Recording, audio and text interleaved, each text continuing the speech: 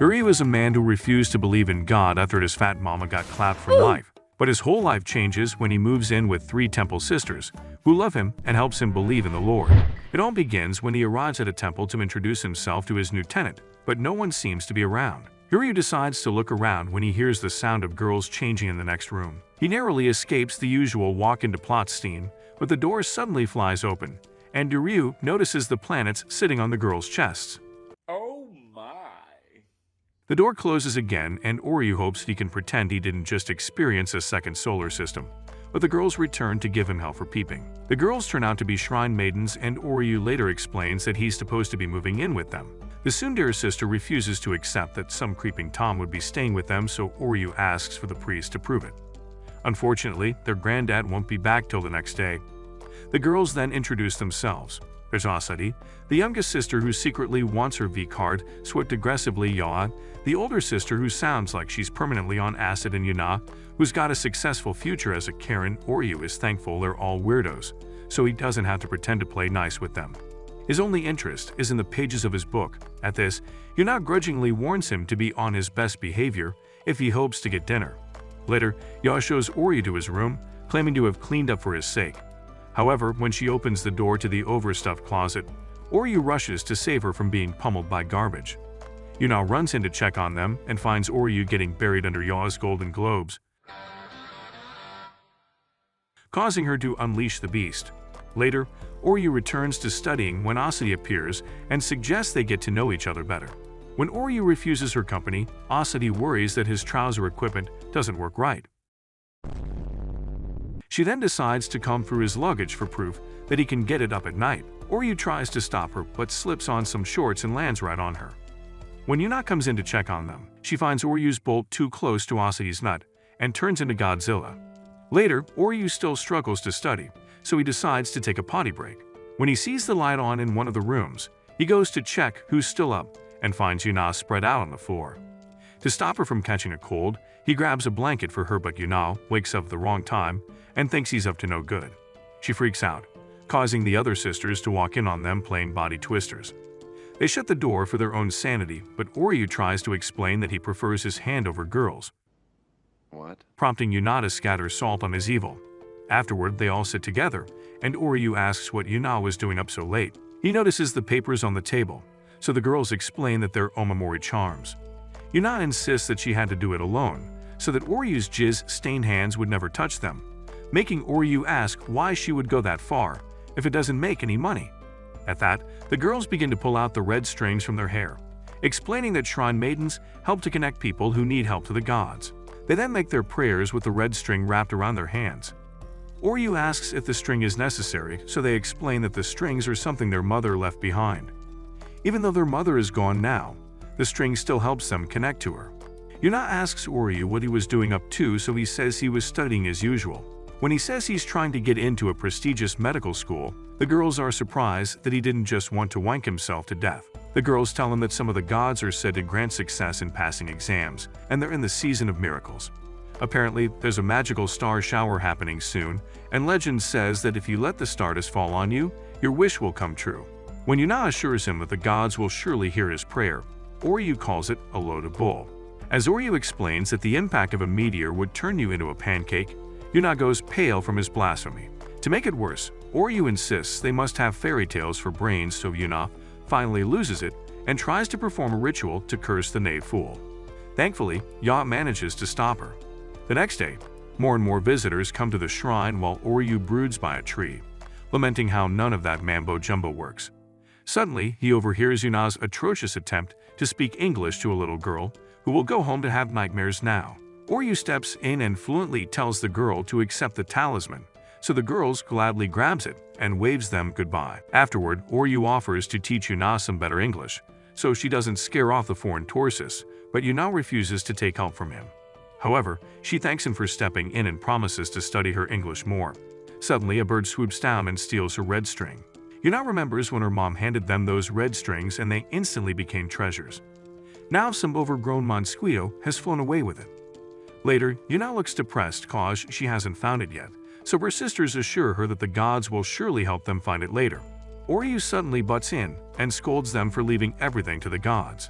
He insists that no amount of prayer would actually make their wishes come true, and they had to get at their and do it themselves. Yuna fires back and says the gods would never abandon anyone who prays to them for help.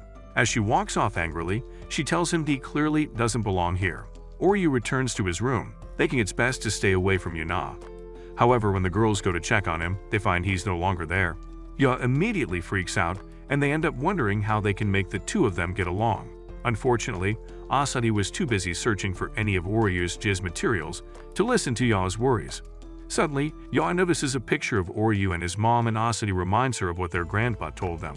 Apparently, Oryu had lost his mom when he was young and ended up in an orphanage. They figure that he probably prayed to the gods back then, but got a divine middle finger in return. That's why he doesn't believe in the gods anymore.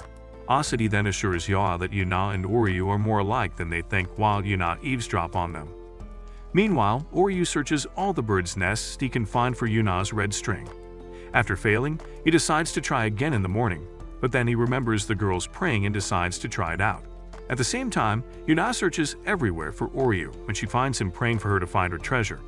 Yuna joins him and commends him on his prayer, so Oryu apologizes for being an asshat earlier. Yuna apologizes too, and when she sees his dirty hands, she tells him that since he has a little respect for the gods, he can live at the shrine. Just then, the girls show up, relieved to find them, though Asadi is convinced they were secretly taboo humping. They head back to the house together and agree that if a miracle happens, they'll be able to find the red string. At that moment, Oryu is shocked to see the magical star shower occur, so they all stare at it surprised. However, Oryu realizes it's just a meteor shower in cherry blossoms, falling at the exact same time. So much for miracles. The girls wonder how long the stick-up is and ask if the sight in front of him isn't as beautiful as a miracle. Oryu finally agrees, and while they're talking, Yuna's red strings gets removed from a bird's nest and falls on top of her. The next day, the priest Chidori finally arrives, so the girls tell him everything was fine in his absence. Chidori then welcomes Oryu and explains that once he gets married, he'll take over the role of being priest. When Oryu asks what the hell is talking about, the geezer tells him he'll get to wed and bed one of his granddaughters. Oryu immediately objects and says he only planned on being a freeloader. He adds that he wants to be a doctor, not a priest, but Chidori assures him that being a priest is flexible, so he can work 2 jobs. The girls also object, but when Chidori ignores them, Oryu insists that he won't go through with it. Chidori calmly informs him that he plans to transfer him to a school that would increase his chances of getting into his dream university. Upon hearing this, Oryu begs him to forgive his insolence and asks how many grandkids he wants. Chidori laughs as he walks away, while Oryu plans to find a way to escape any pesky wedding bells. Later, the girls hold an anti-Oryu meeting led by Yuna, who thinks the old man must have dementia. The other girls agree that it would be weird to marry him out of the blue, and Yuna adds that Oryu doesn't even believe in God. They wonder what they can do, so Yuna suggests they find a way to kick him out of the house. After, the operation commences and Yuna tells Oryu he'll have to do housework instead of freeloading. His first task is cooking, so Yuna shows him a fridge emptier than Ye's brain. She figures there's no way he can whip something up with those ingredients, but she stands corrected when he presents a Gordon Ramsay special. The girls quickly stuff their faces, and even though the meal was impeccable, Yuna says he's not off the hook yet. Next up, he's forced to do the laundry. Yuna hopes he'd fold under the heat of the sun, while Ye wonders if it's a good idea to give him access to their plot covers. Surprisingly, Oryu doesn't bat an eyelid at their unmentionables, and it ends up being more of a challenge for the girls to witness. After suffering this self-inflicted embarrassment, Oryu folds the laundry into neat piles that make them look like they were brand new. However, Yuma insists that it's not over yet and is forced to whip out her secret weapon. Oryu will have to clean Ye's room. Ye's room is the spitting image of a pigsty, so Yuna wished him good luck on his mission. Oryu wondered where to start from, as his nose was getting defiled by something rotten. He discovered the source was some oil paintings, since Ye was an art major. Oryu almost lost his life in the process, but he presented a sparkling clean room in the end. Ye felt they should let him stay in the house after putting him through that, and Asadi added that they could use a handymaid too. When Oryu heard this, he thanked them for their short-lived hospitality, but if he had to do housework every day, he wouldn't be able to read for medical school. Because of this, Oryu packs his bags and leaves to achieve his dreams. The girls felt weird about his exit, but Yuma insisted that their plan must have been a great success. However, Ye and Asahi looked sad to see him go. Later on the train, Uryu was back to studying hard, while the girls were secretly stalking him. They tease Yuna for being a softie, though she denies even having a heart. They wonder why Uryu was passionately aiming to be a doctor, and thought it was probably because of his mother. The stalking continued from the station, all the way to a secluded area where the trail ended at a house haunted by crows and bad omens.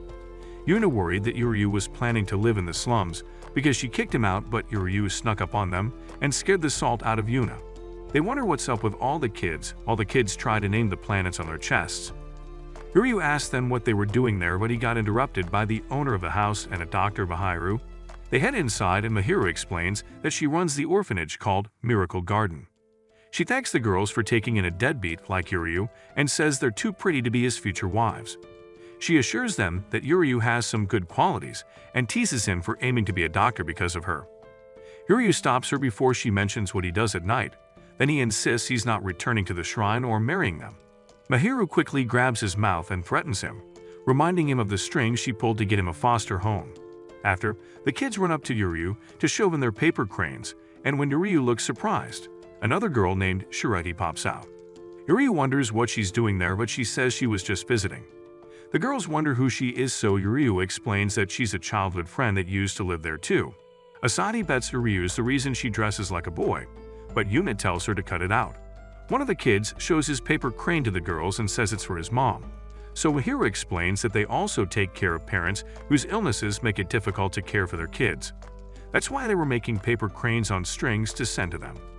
The girls think it's a great idea, but Uryu calls it a waste of time. Yuna tells him he's wrong and tells the kids to ignore the buzzkill while they help them with their cranes.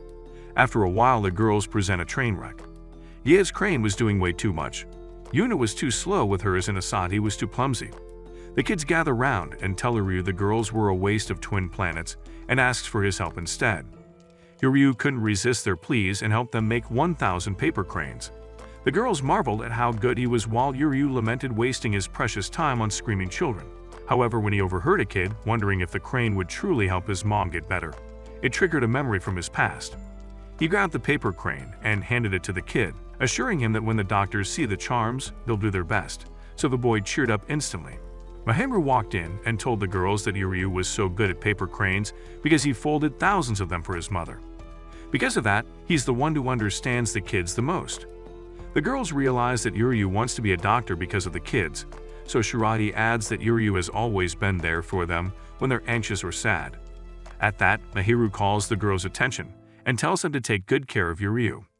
Later on, the girls continue to play outside with the children, while Mahiru congratulates Uryu on bagging 3 shrine ladies. However, Uryu laments that they wanted him to do all the chores, making it hard for him to study at all. Mahiru says Uryu has always been able to do many things with his hands, but his mouth has had a hard time keeping up. However, she assures him that those 3 girls came all this way because they care about him, and he'd be making a mistake if he thought he wasn't welcome. She then reminds him of when he was a kid and wanted to help her with all the chores or taking care of the kids. Mahiru had told him that she was glad to do it all herself. Uryu smiles and decides not to complain anymore, even if it means doing everything like she did. Mahiru approves and wishes him good luck. Later, the girls tease Uryu for having a crush on Mahiru, but he tells them to shut their pie holes and explains that he owes her his life. He then apologizes for being selfish and leaving the house like that. He offers to do any housework they want him to, so Yuna tells him that they'll become lazy if they do that. So they all offer to help out since they're family now. Uryu gladly accepts, but the girls turn out to be housework. Ye's room was back to square one in less than a day. Asahi didn't understand the concept of using a line, and Yuna could watch paint dry faster than she could cook. Uryu realized there was no hope for the trio of airheads. Just then Chidori popped in and said he was glad Uryu was finally acting like a successor. However, Uryu still planned to do something about that marriage part later. Chidori then suggested that he should have a formal marriage interview with each of his granddaughter to deepen their bonds. Some days later, Chidori comes to drag Uryu for his first marriage interview. Uryu figures the sisters are just as uninterested as he is until he sees Asadi playing her part all too well. Chidori announces the beginning of the interview, so Asadi informs Uryu that he'll have to spend the day with her. Chidori leaves to let the crazy kids have fun, so Asahi tells Uryu they should enjoy the fun while it lasts. She then gets up close and starts to take off her robes, making Uryu pretend to shield his eyes. Unfortunately, All he sees is a talking flatboard that wants to go running. Moments later, Asahi and Yuryu go running together and she explains that running is basically like breathing to her. Yuryu doesn't take her seriously since she's the most happy-go-lucky of the sisters, so Asahi threatens to leave him behind. Yuryu smugly says there was no way she could smoke him until he ends up half dead 5 hours later. He heads inside, hoping to take a shower, but finds the door wide open, revealing Asahi's barren chest. Asahi then teases that she prefers getting open air, but Yuryu calls her sick. The next morning, Yuryu realizes he overslept and blames Asahi for tiring him out. However, Asahi suddenly appears in his bed and tells him she'd like to continue their interview. Before she subjects him to an early morning marathon session, she wants to grab a new pair of running shoes. Yuryu calls her out on just using him, but Asahi says she's got to tell her grandpa they did the interview. Yuryu sees the storage room has been hit with the same tornado that ran through Ya's room, but Asahi is too busy fantasizing about being locked alone with the boy. The plot gods quickly pulled some strings and locked the doors so they couldn't get out. Asahi broke the news that since it's an old door, it wasn't going to budge. Yuryu tries to think up a solution when he notices Asahi begin to malfunction. Unlike her usual flirty self, he then remembers what she said in the bathroom and figures that she's scared of cramped spaces.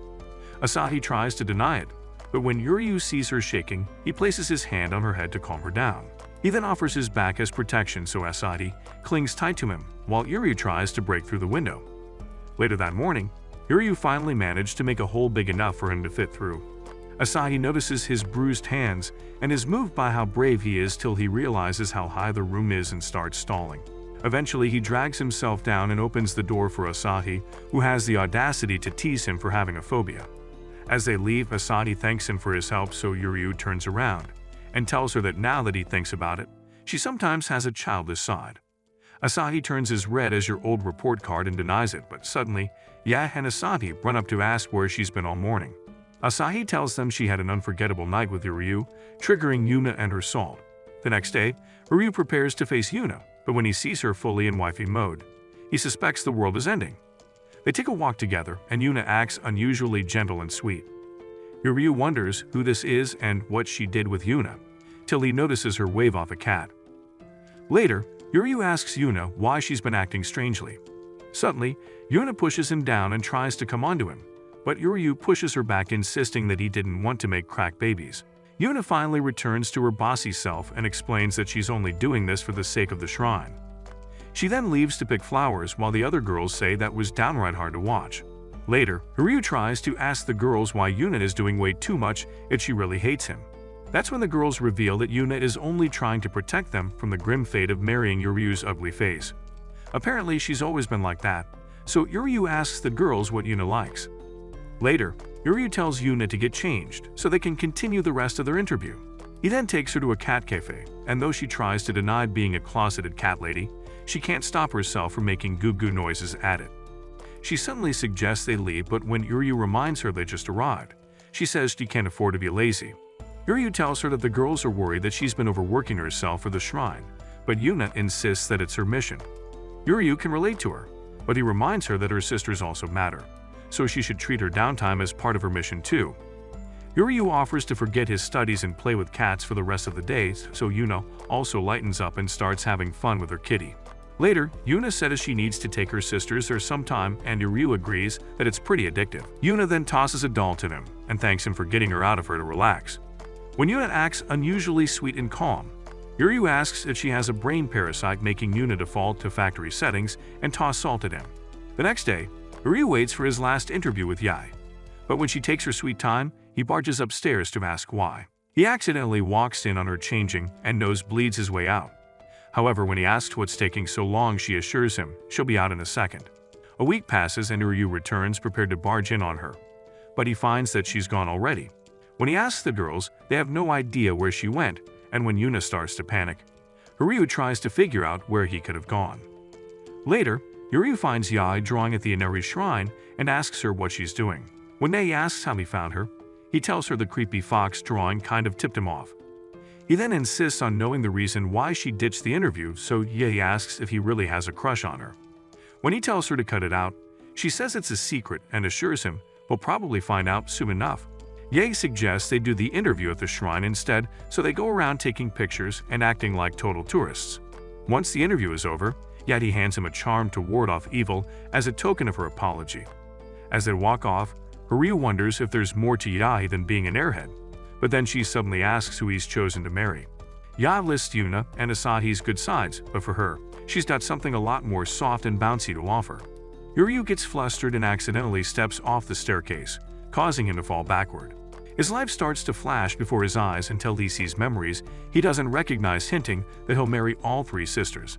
He then wakes up and sees it was all a dream. Later, he heads to Ya's room to find out what really happened after their interview, but the idiot is of no help.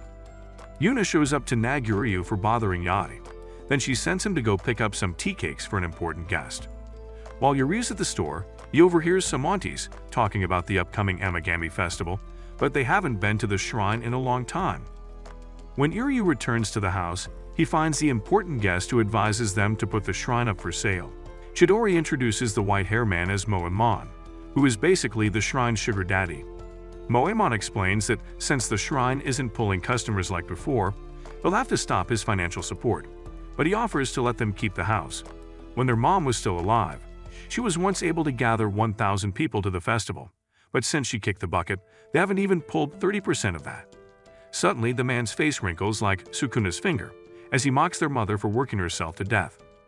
Yuna almost burst a blood vessel in anger, but her sisters manage to calm her down. Hiryu quickly interrupts the cruel man and tries to cut a deal in exchange for pulling 5,000 visitors to the festival.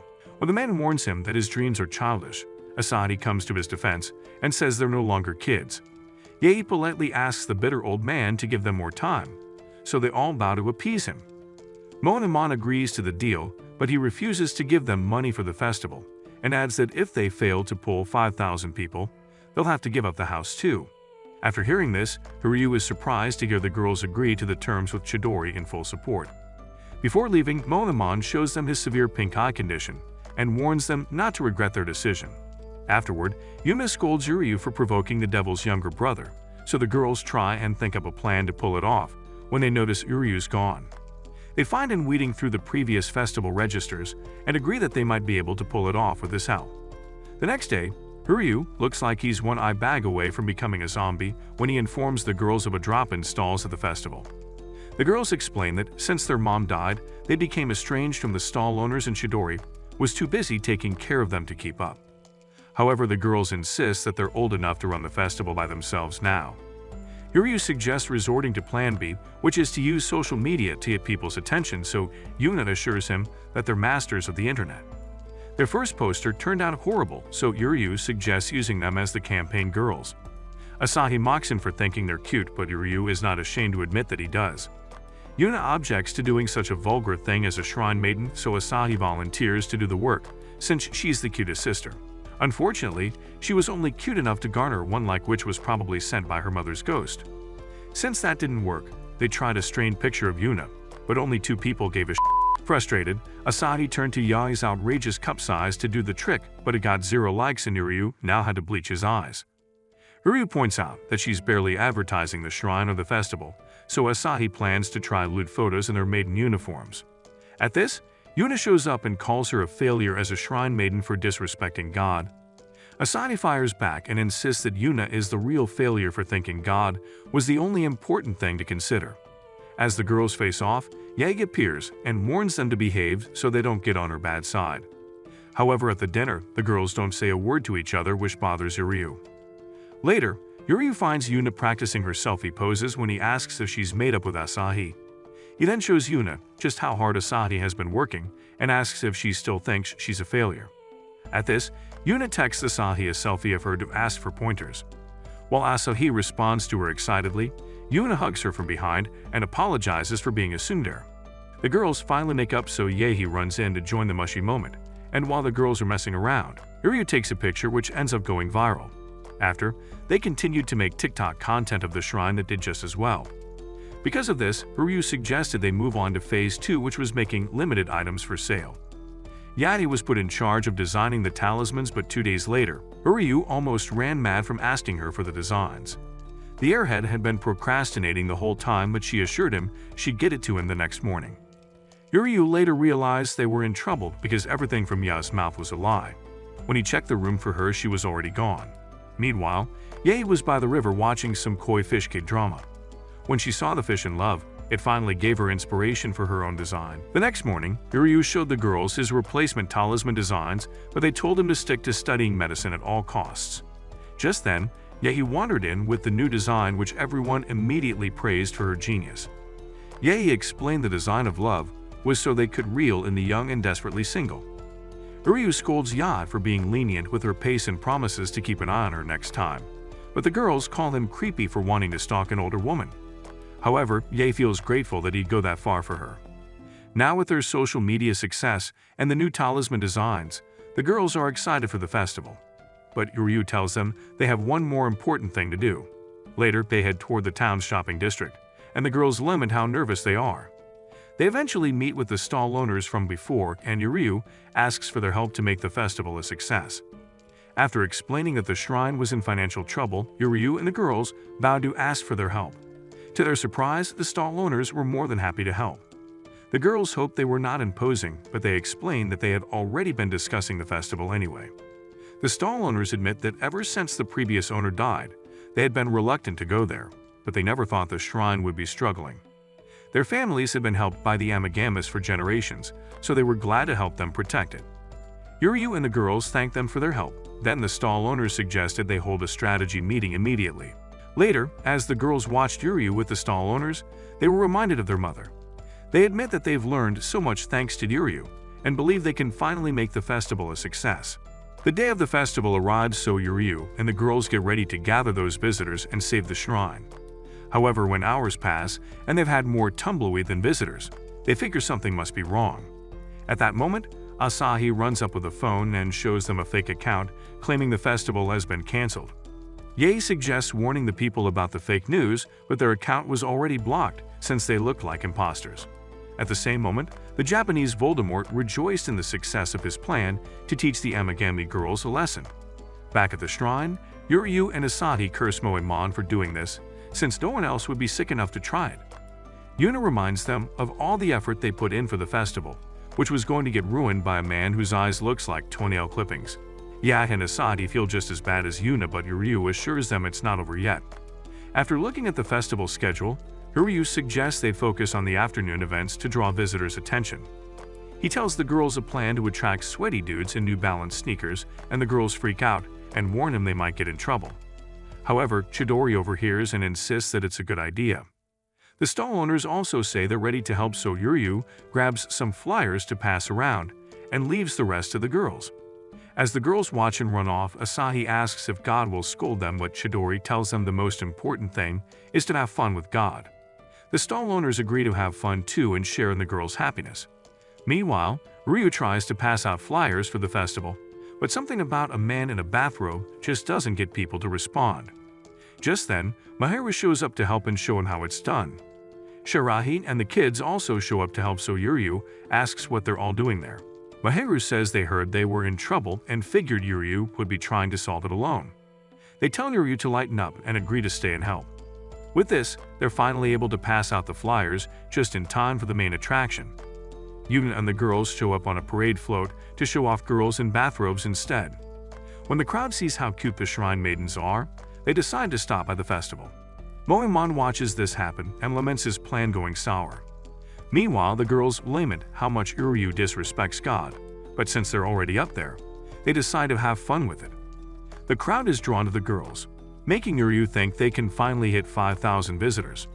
However, it starts to rain and everyone runs for shelter.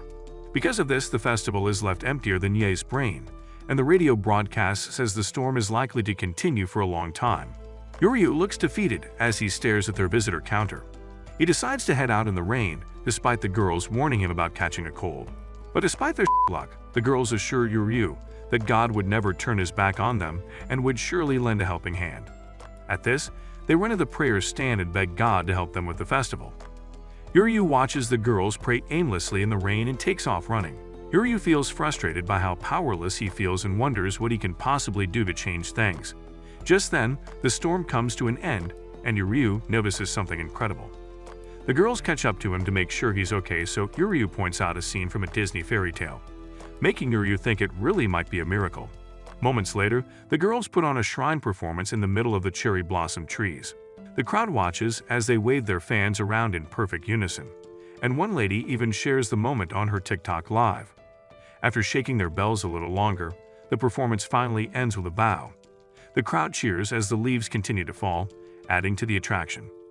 Yuna is grateful for the miracle when she sees the huge turnout, and Asahi points out how this really turned into a lake of love. As the people continue to watch, Asahi says it reminds her of the days their mom was around. At this, the girls are encouraged to do even better as shrine maidens, so Yuna suggests they bring more people to the shrine and to God. Thanks to this, a ton of people visit the festival, and Ye's designs are an instant hit. Yuryu mans the store as a one-man army, so Mahiru shows up to help him again, causing Yuryu to thank her for the help. Mahiru says she's always wanted to cosplay as a shrine maiden anyway, but she's mostly glad many people were able to visit the festival. When she points out how hard it is to live in a shrine, Ryu laments how the girls keep pushing him around, and he's barely getting any study time. There's still the issue of marrying one of them, which is enough to drive him crazy, and not the good kind. However, Mahiru points out how much trouble he goes through to help them, so Yuryu says he only felt no one should go unrewarded after so much hard work. Another customer comes up, and as Yuryu attends to her, Mahiru sees that he's actually enjoying himself. After sunset, the group notices they're one person short, and there's only 5 minutes left. Unfortunately, there are no more visitors left, so Moenmon shows up to brag that they're out of time. However, to their surprise, Moenmon tells them they passed, and that he'll continue to support them. They inform him that they're one visitor short, so he tells them to add him to the list. He counts on them to bring more visitors from then on and leaves. While they drive off, Moenmon brags they won't get cheeky again if they owe him a favor. Back at the shrine, Ryu is relieved to have the shrine saved, while Asahi can't believe they actually pulled 5,000 visitors. She sheds a tear of joy that they can continue living there, causing Yuna to hug her, and admit she can't believe it either. Yet he agrees and says it was all thanks to Yuryu. To express her gratitude, she kisses him on the cheek, causing his brain to short-circuit. When he starts to nosebleed, Yuna senses his dirty thoughts and prepares the salt, while Chidori watches them proudly. The next day, Yuryu tries to study when he remembers the kiss from Ye and slams his head into the table to exorcise his crotch demon. After agonizing over it, Yuryu wonders if Ye might actually like him. Asahi shows up and says he's overthinking it and will end up distracted from his studies. Yuryu admits it, so Asahi offers to find out Ye's true feelings for him. That afternoon, Asahi asks Ye what she thinks of Yuryu, and when she tells him he's a good guy, Asahi tells Yuryu that's girl code for he doesn't matter. Yuryu tries to accept his L gracefully when Asahi admits that even they don't know what planet Ye is on half of the time. She decides the only way to pull out her true feelings is to back her into a corner by forcing her to go running. Ye lags behind thanks to the anchors on her chest, and Yuryu wonders if this is actually a trap. Once Ye is exhausted, Asahi asks what she thinks of Yuryu again, but Ye says she only cares about going home and taking a bath. When they return home, Asahi and Ye soak off together, and Ye asks why Asahi invited her on the run. Asahi gets embarrassed as she asks why Ye kissed Yuryu. She explains that even though Yuryu is good-looking if you close both eyes, he's just a rando who is being forced to marry one of them. Asahi asks if Ye has actually come to like him, but Ye playfully says she's not telling, shocking Asahi. After, Asahi reports her failure to Yuri, who says it was probably a dumb idea to involve someone who's younger anyway. Asahi gets upset, so when Yuryu tries to pat her head in appreciation, she blocks it and tells him she doesn't like being treated like a child. Yuryu apologizes and says she reminded him of the orphanage kid, so Asahi decides to show him she's not so innocent. She climbs on top of him and nibbles on his ear. When he asks why, she says she's not telling and runs out of the room, leaving him with a developing brain tumor. The next day, Yuryu struggles to brush his teeth thanks to the lustful thoughts of tag-teaming the sisters. Yuryu prays Yuna would at least be saner when he stumbles into her acting strange.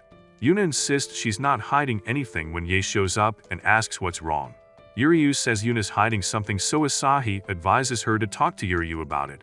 But Yuna says he might leak the information. That night, Yuryu manages to complete his study session without a hitch, so he wonders if the girls have been abducted by aliens.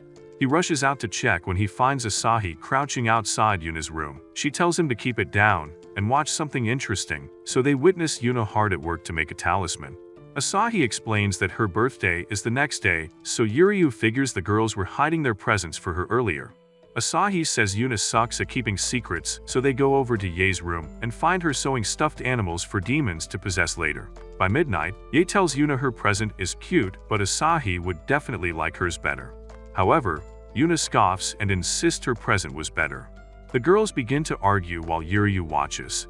He asks Asahi if she even cares about either gift, but she just smiles to herself. Suddenly, Ye and Yuna trip and ruin both of their gifts, so Yuryu prepares to go in and scold them when Asahi stops him and tells him to watch. Asahi asks the girls what they're up to, so they wish her a happy birthday and apologize for screwing up her presents since they're such klutzes. However, Asahi appreciates Yuna for focusing hard on making one thing, while Ye made so many things for her. She says she loves them both and thanks them, so they all share a wholesome hug. When Yuryu comes closer, Asahi says the only thing that matters is all the effort they made for her sake.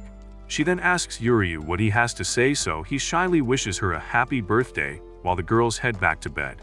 Later that morning, Yuna and Ye wake up, wishing they could have given Asahi their gifts. They suddenly spot Asahi, who says she's got something interesting to see, so they enter the living room to find the broken presents back to normal. Beside them, Yuryu is fast asleep as he holds a book about hand-sewn accessories. The girls think it was sweet of him, and Asahi finds a note wishing her a happy birthday. Later, Yuryu has a dream where Yuna tells him she wants to express her gratitude and plants a kiss on him. Yuryu wakes up and wonders what that was about while the talisman from Ye lies nearby. He then gets a text from Mahiro asking if he's free. Later, Asahi and Ye show up in Yuryu's room with their requests when they notice he isn't in there. Yuna tells them he was called by Mahiro, so the girls say they'll simply wait for him to return.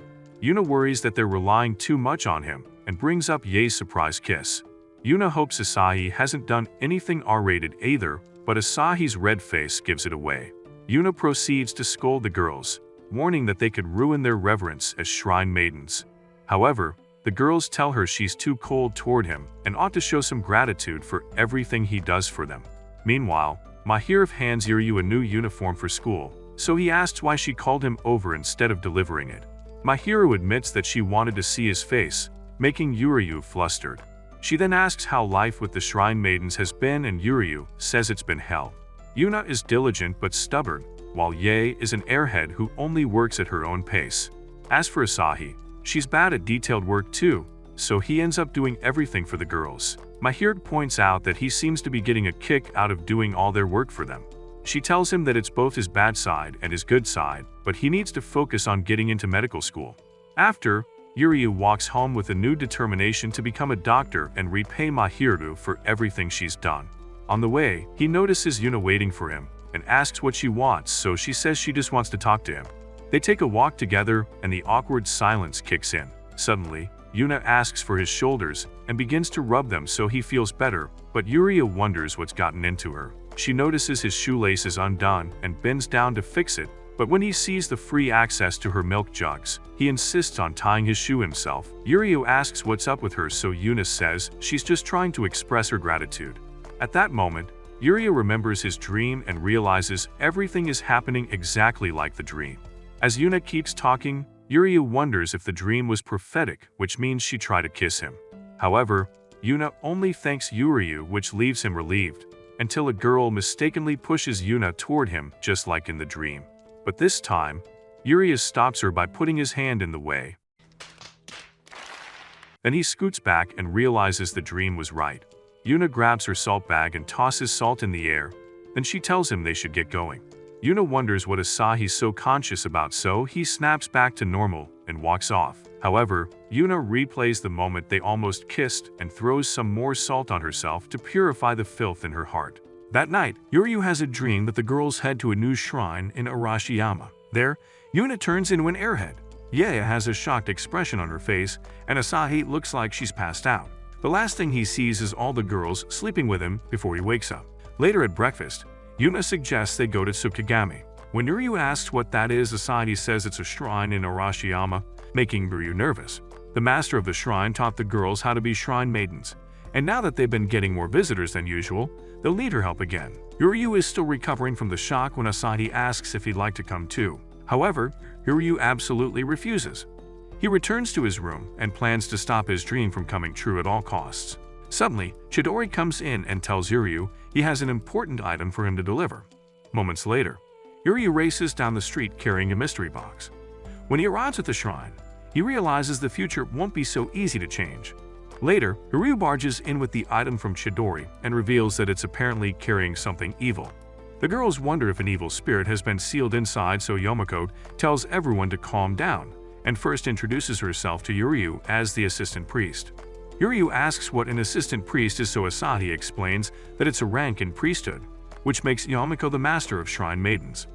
Uryu then asks what they should do with the box, so Yomiko tells him to leave it to her. She begins to give off superhero aura, which she uses to open the box, but it turns out it just contains cinnamon mochi. What? Causing Uryu to silently curse the sneaky old priest. Yomiko places it on the table for everyone to enjoy while Uryu continues to watch her closely. While they eat, Yomiko explains that the Tsukigami shrine was dedicated to the moon god, who leads people out of their worries into light and hope. Yuna adds that Tsukigami could even make their dreams come true, but that part is more like a fairy tale. Legend has it that on the night of the full moon, if you walk over the illuminated rainbow, your dreams will come true. After this, the girls tell Yomiko how they've been getting more visitors at the shrine and struggling to keep up, so they need her advice. Yomiko says she understands and starts addressing each of the girls. She tells Asahi she's become much prettier since she last saw her. She tells Yuna to stop calling her master since it's not cute, and then she grabs Yea's melons to see if they have any juice, making Uryu wonder if she's right in the head. After, she announces she booked a hot spring inn for everyone, so the girls all get excited at the prospect of soaking their problems away. As they head to the inn, Uryu says he has to leave and return to his studies. Suddenly, he notices a group of shrine maidens lined up, so Yomiko explains that it's routine for them to offer gratitude to the gods every day. Yuna is impressed by Yomiko's skill in overseeing so many maidens, and even Uryu has to admit he misjudged her. Asahi assures the girls their shrine would be just as great someday, so Yomiko rewards her with more head pats and lack of personal space. The other girls join in and Uryu watches them bond with Yomiko. Before Yomiko can send them off to the inn, Uryu asks Yomiko why she dodged the girls' questions at lunch. Yomiko commends Uryu on being observant, but she says she's not inclined to give them advice because it's just too much for them to handle. When the girls try to object, Yomiko asks if they're really ready to devote themselves to the shrine. She points out how Asahi and Yuna were approaching their entrance exam years, while Ye needs to start thinking of a career path after university.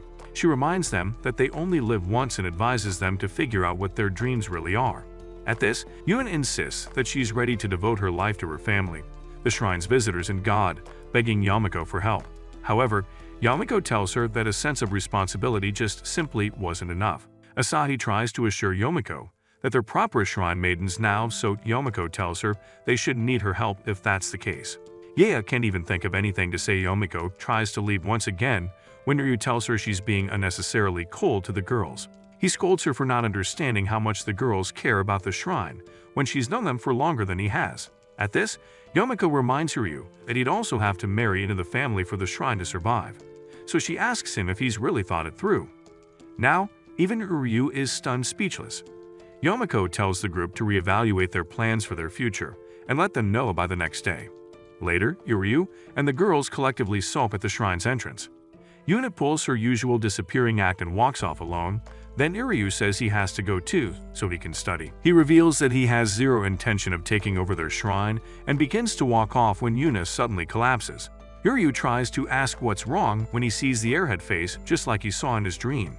Meanwhile, Yomiko tells a mystery caller that Ryu is just like they described and promises to determine which of the girls can take on the duties of the shrine.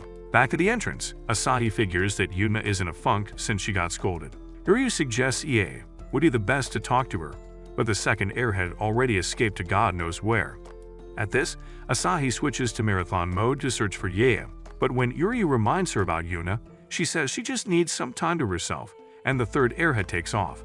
Ryu asks Yuna if she's okay, but she begins to repeat catchphrases like a broken Barbie doll. She eventually snaps out of it and tells Ryu not to worry. Later, Ryu offers her some sweet red bean soup, but Yuna lets it slip and fall, which triggers her depression again. Ryu tries to cheer her up by reminding her how much she wants to be a shrine maiden, but Yuna confesses that she's only doing what's expected of her and what she wants doesn't matter. At this, Ryu goes to get another can of bean soup when he notices Yomiko stalking Yuna. She quickly hides from him and tries to play it cool by claiming she was on a walk. But when Ryu returns to the bench, Yuna is gone.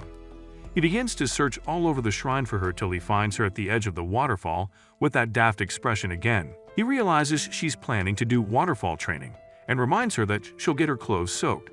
At this, Yuna removes her pants and tries to proceed, so Ryu grabs her to prevent her from going in. Yuna begs him to let her go, but they continue to struggle till Ryu accidentally squeezes her stress ball. Yuna immediately freaks out and gives him hell for it. Later, Ryu apologizes but insists he was only trying to help. Yuna then scolds him for saying he had no intention of marrying their family, but still continuing to help around, while neglecting his studies. Ryu also gets mad and tells her that he doesn't care if he helps others to make himself feel good, because that's what he wants to do. This catches Yuna off guard, and she breaks into laughter at how pathetic Ryu sounded.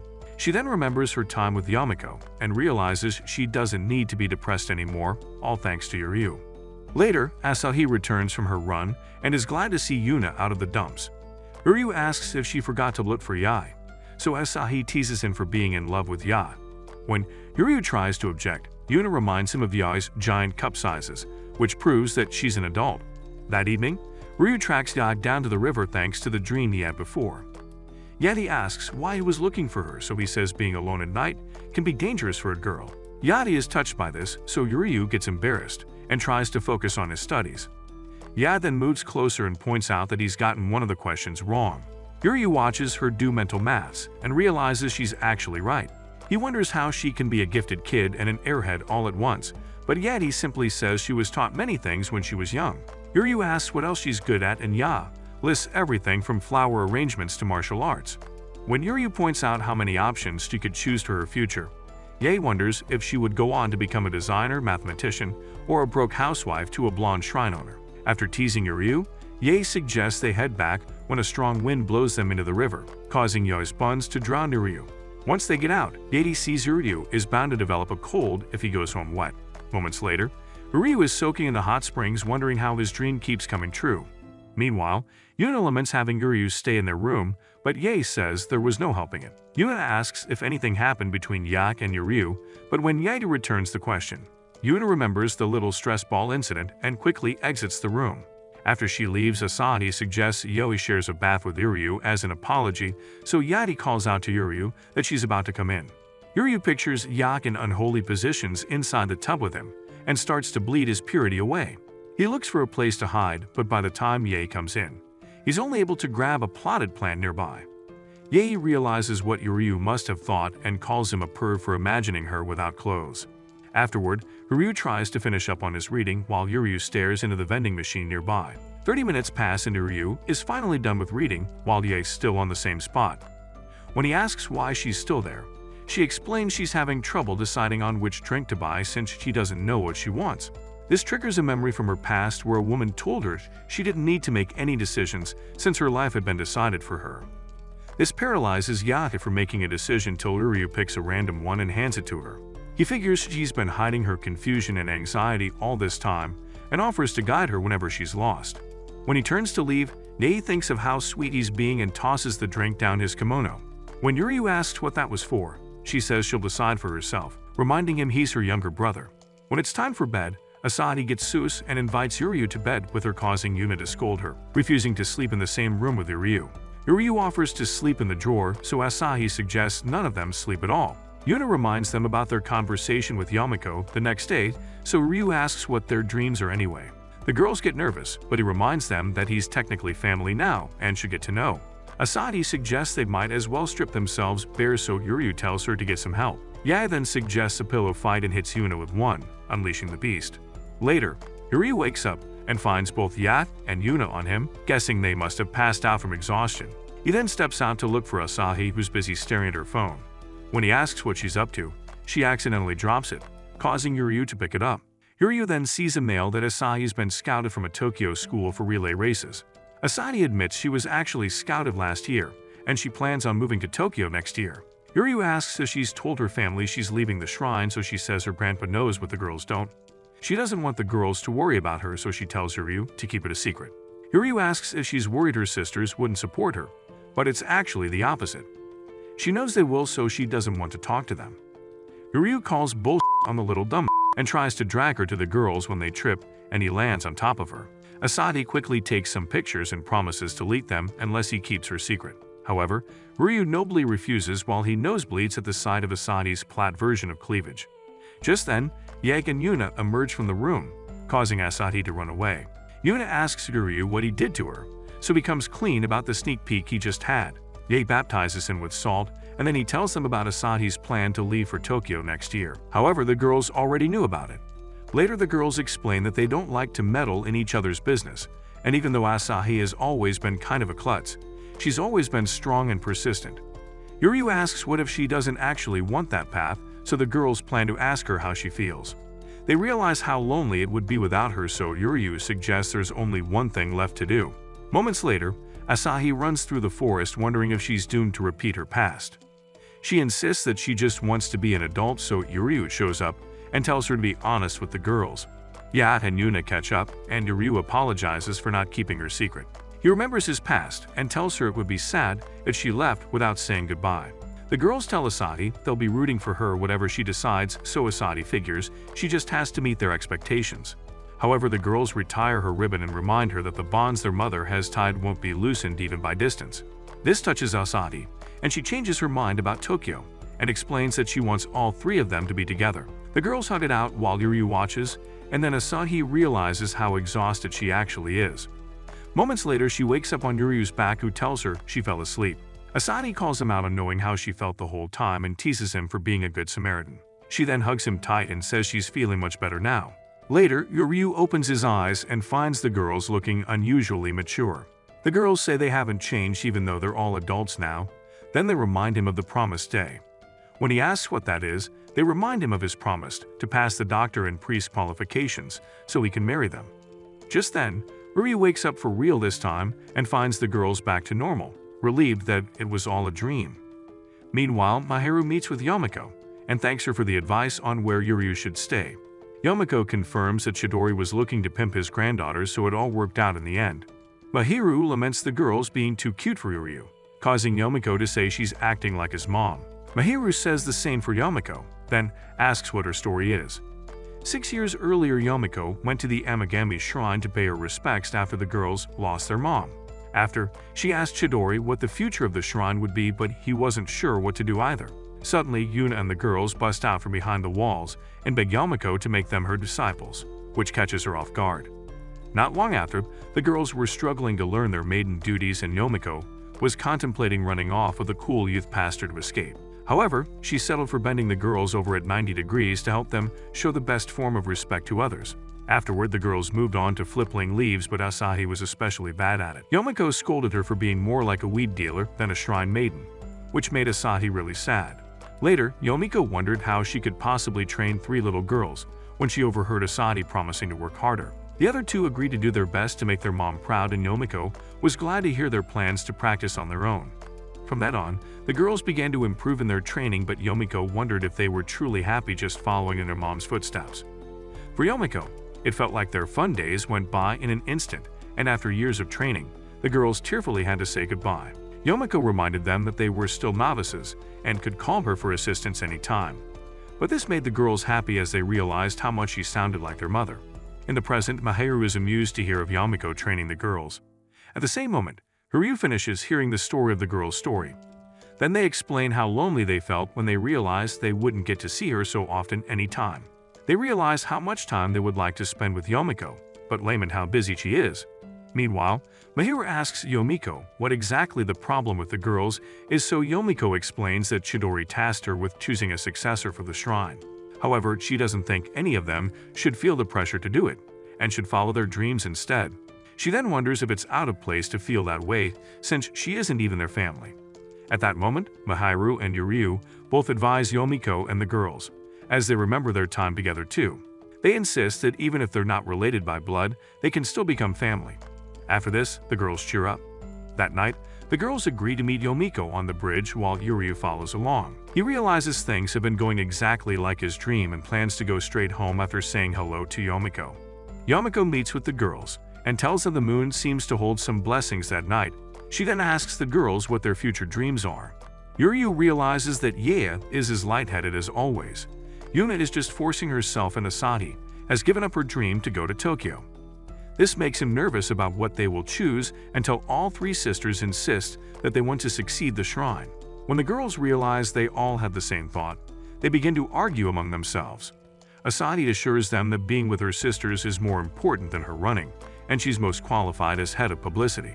At this, Yae insists that she has to make the shrine's talismans and gifts, which means she'll be better at it. However, Yuna refuses to leave it to them since it's what she wants to do too. Yuryu watches in surprise as he realizes all three girls really share one brain cell. Yomiko then asks if that's their final answer, and the girls are confident in their choice. They all remember the image of their mom as a shrine maiden and insist on cherishing their home. Just then, the girls perform the angle 90 position to ask Yomiko for her help, making Yomiko almost wet in her eyes. At that moment, Yuryu asks if it's really wise to leave the Amigami shrine in the hands of three clumsy girls. The girls are outraged until Yuryu asks Yomiko to look after them better. Yomiko agrees and tells the girls their answers are actually trash. She points out that they had zero plans for actually running the shrine and relied on feelings alone. At this, she concludes it's too early to choose a shrine successor, so she'll take more time retraining them instead. The girls can't believe it, but Yomiko reminds them that they can always call on her if they find themselves in trouble. The girls then ask if they can see her even if there's nothing, and Yomiko tells them they're more than welcome. After they finish rejoicing, Yomiko asks if they're willing to marry Yuryu if they really want to succeed the shrine. At this, they all turn to Yuryu, who remembers Yomiko's warning about the shrine's survival hanging on him.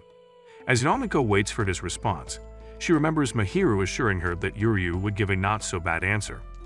Yuryu sees the girls' determination and decides he has to try his best too. He pulls out his phone and shows the girls pictures of the boys from the orphanage. Even though the boys are still unripe, Yuryu says they're the best he can offer as a replacement for a husband. Yomiko remembers Mahiru's words about Yuryu finding it hard to get close to anyone after his mom died. However, after overcoming this challenge, he becomes the most dependable ally. At that moment, Yuryu promises to support the girls' dreams in any way he can, and Yomiko finally understands what Mahiru meant. The girls continue to discuss their husband candidates as they pick which boy they would prefer. Suddenly, Yae says she'd prefer Yuryu, shocking the others. Asahi shyly agrees, followed by Yuna, who pretends like she'd only be doing it for the sake of the shrine. Since none of the girls can agree, Asahi suggests they all marry him.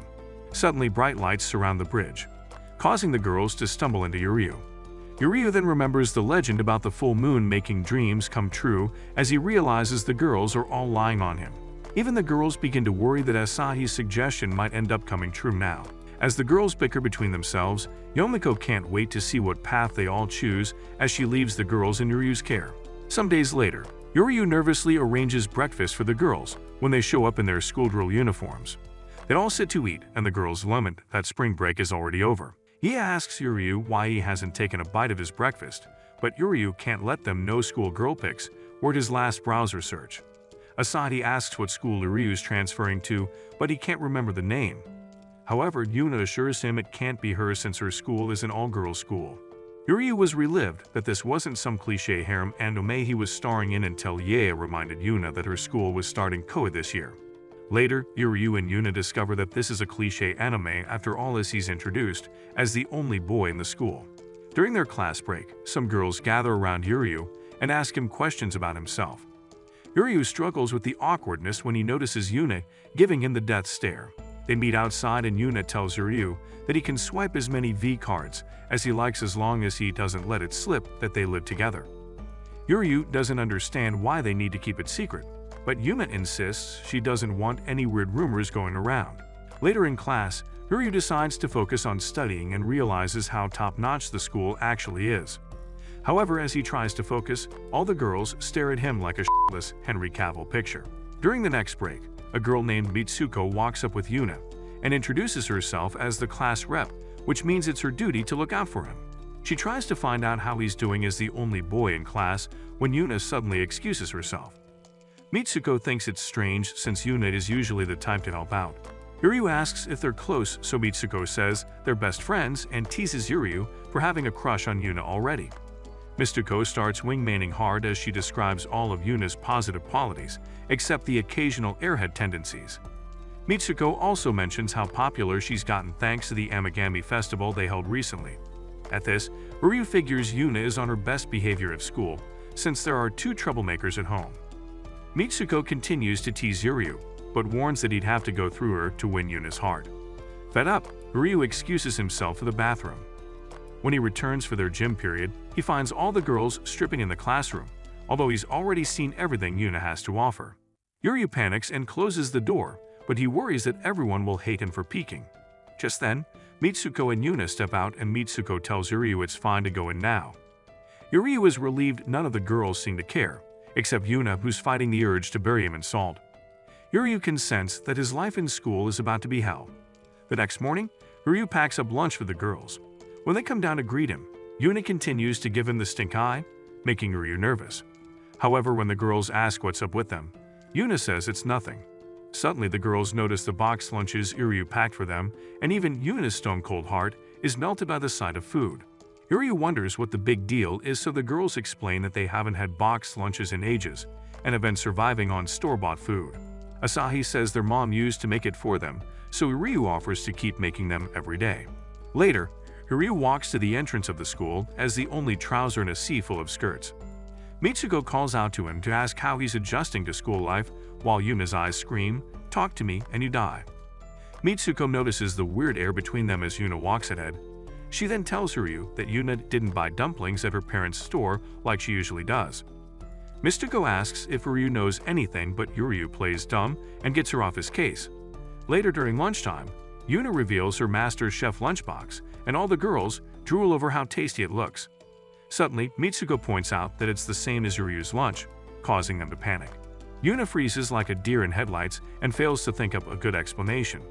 However, Ryu manages to stuff his entire lunch in his mouth, so the girls have nothing to compare with anymore. Yuna sighs in relief, but Mitsuko still thinks something fishy is going on. That night, Ryu washes the lunchboxes when Yuna shows up. Ryu apologizes and suggests canceling the packed lunches, but Yuna actually thanks him for it and asks if he could keep making them with a few modifications. Ryu agrees, so Yaya and Asahi show up to ask for changes too. The next day, Ryu returns from school relieved that the lunchbox problem has been solved.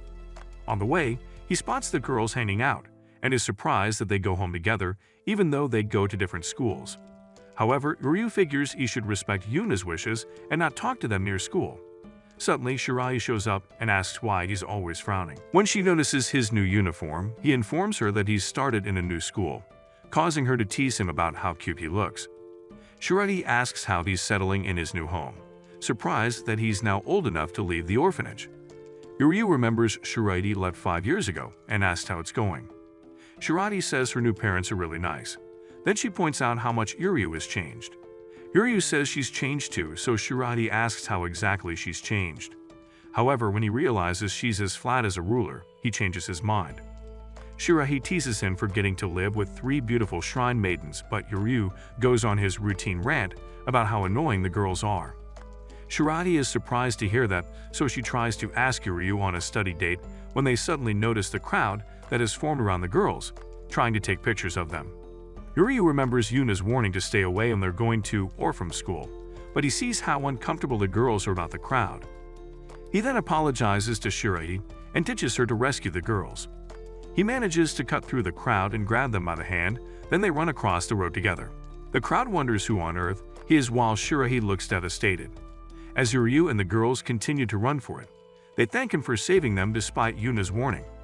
One night, Ryu has one of his weird dreams again, but this time, he's a young boy helping a girl who got lost. When he wakes up, he has no idea what to make of it. Later, Ryu fends off a drunk yacht at her circle's drinking party. Yuna and Asabi had begged him to go along since booze turns yacht into a streetlight hoe. Ryu suddenly notices Yahi picking up customers at another table and storms over to rescue her. When the boys ask who on earth he is, he claims that he's Yao's boyfriend. Ya then plays along and breaks the hearts of the virgins who thought they were going to get lucky. After, Ya's friends ask which school Ryu goes to, so Yao lies that he attends Kyoto's Faculty of Medicine. The girls are immediately impressed and turn to another student who's in the same faculty, Mako. Later, they step outside and Mako scolds them for being stupid with their answers. She then hands Yahi a bottle of water to sober up. so Yae introduces her as a best friend who already knows the truth about Yuryu. Relieved, Ryu tries to shake her hand but Mako slaps it away. She tells Ryu his only task was to be Yae's scarecrow, and he had no right to act like her boyfriend. But while Yuryu's self-esteem gets rinsed, Yae's brain cells are on vacation. Later on the train, Ryu apologizes for calling himself her boyfriend, but Yae says it's fine. Ryu asks if she's never hooked up with anyone despite how famous she is, but Yae reveals she's run through more boyfriends than Braz. Ryu can't believe his ears, so Yae explains there were always people who promised to marry her, but she never met with any of them. Upon hearing this, Ryu offers to be her pretend boyfriend whenever she wants, so weirdos don't get close to her. Yae thanks him for the offer, but doesn't think he can make her happy with his size. However, she means the size of the food he serves her, not the thought in your filthy mind. Later at home, Ryu finds Yae's wallet on the floor. This reminds him of the date he found a kid who was searching for her parents. Yae had gotten a snack to calm her down, so Ryu promised to pay her back and asked for the receipt, which she grabbed from her wallet. However, when Ryu comforted the little girl, Yae's ovaries began to shiver with excitement. Just then, the girl's parents ran up to save her from stranger danger. There, they thanked Ryu and Yae for not kidnapping their daughter and selling her on eBay. After, Yae told Ryu the girl was lucky to run into him, since he always tried to save everyone. In the present, Ryu looks through Yae's wallet and sees her driver's license. However, when he takes a closer look, he notices her name is Reiko Ichijoji, instead of Yae Yamagami. Confused, he heads to her room to ask her about it, but as usual, the only thing inside is a mess. Ryu then wonders if Yae Yamagami is a figment of his imagination when he suddenly hears a ruckus outside. There, Yae nags Yuna and Asahi for a late-night outing. She even asks Ryu if he'd go on a stroll with her, making him wonder if she's still drunk. When Yae insists on going out, the girls say they want to go to bed. Yae then describes all the exclusive scenes around Kyoto they can see while scarfing down food that will eventually cause diarrhea. She then mentions the Inari Shrine, which is a must-see for shrine maidens, so the girls quickly change their minds. Yae then suggests inviting Mako too, but Ryu figures she'd be too busy removing the stick up her ass. To Ryu's surprise, Mako showed up immediately, but she wasn't happy to see Ryu. She insisted she couldn't let such a brat into her car, but when Yae asked her nicely, she folded like a batch of clean laundry. Ryu agreed to go, claiming he wanted to keep the girls safe. He then handed Yae her wallet and said he had something important to ask her alone. When Yae said she had something she wanted to talk about too, Asahi and Yuna went red in the face with jealousy. In the car, Ryu wonders how to bring the strange name up while Yuna and Asahi are suspiciously quiet. They reach the first of Yae's recommendations, which is supposed to be full of fireflies, but it's more lifeless than your Tinder DMs. When the girls search for the fireflies, Ryu tries to get Yae's attention, but Mako interrupts and suggests they go upstream to look for the fireflies. The other girls leave aside Asahi, who claims she's not a kid who needs to see fireflies, so she sits with Ryu instead. As they wait, Asahi asks if he prefers back peaches or chest melons. Ryu gets embarrassed and says he doesn't have a preference as long as he can suck fresh fruit juice out of them. Asahi then asks if he prefers long hair to short hair, but suddenly tells him to forget she asked. She wonders why she's making him choose instead of asking if he has a crush on Yae.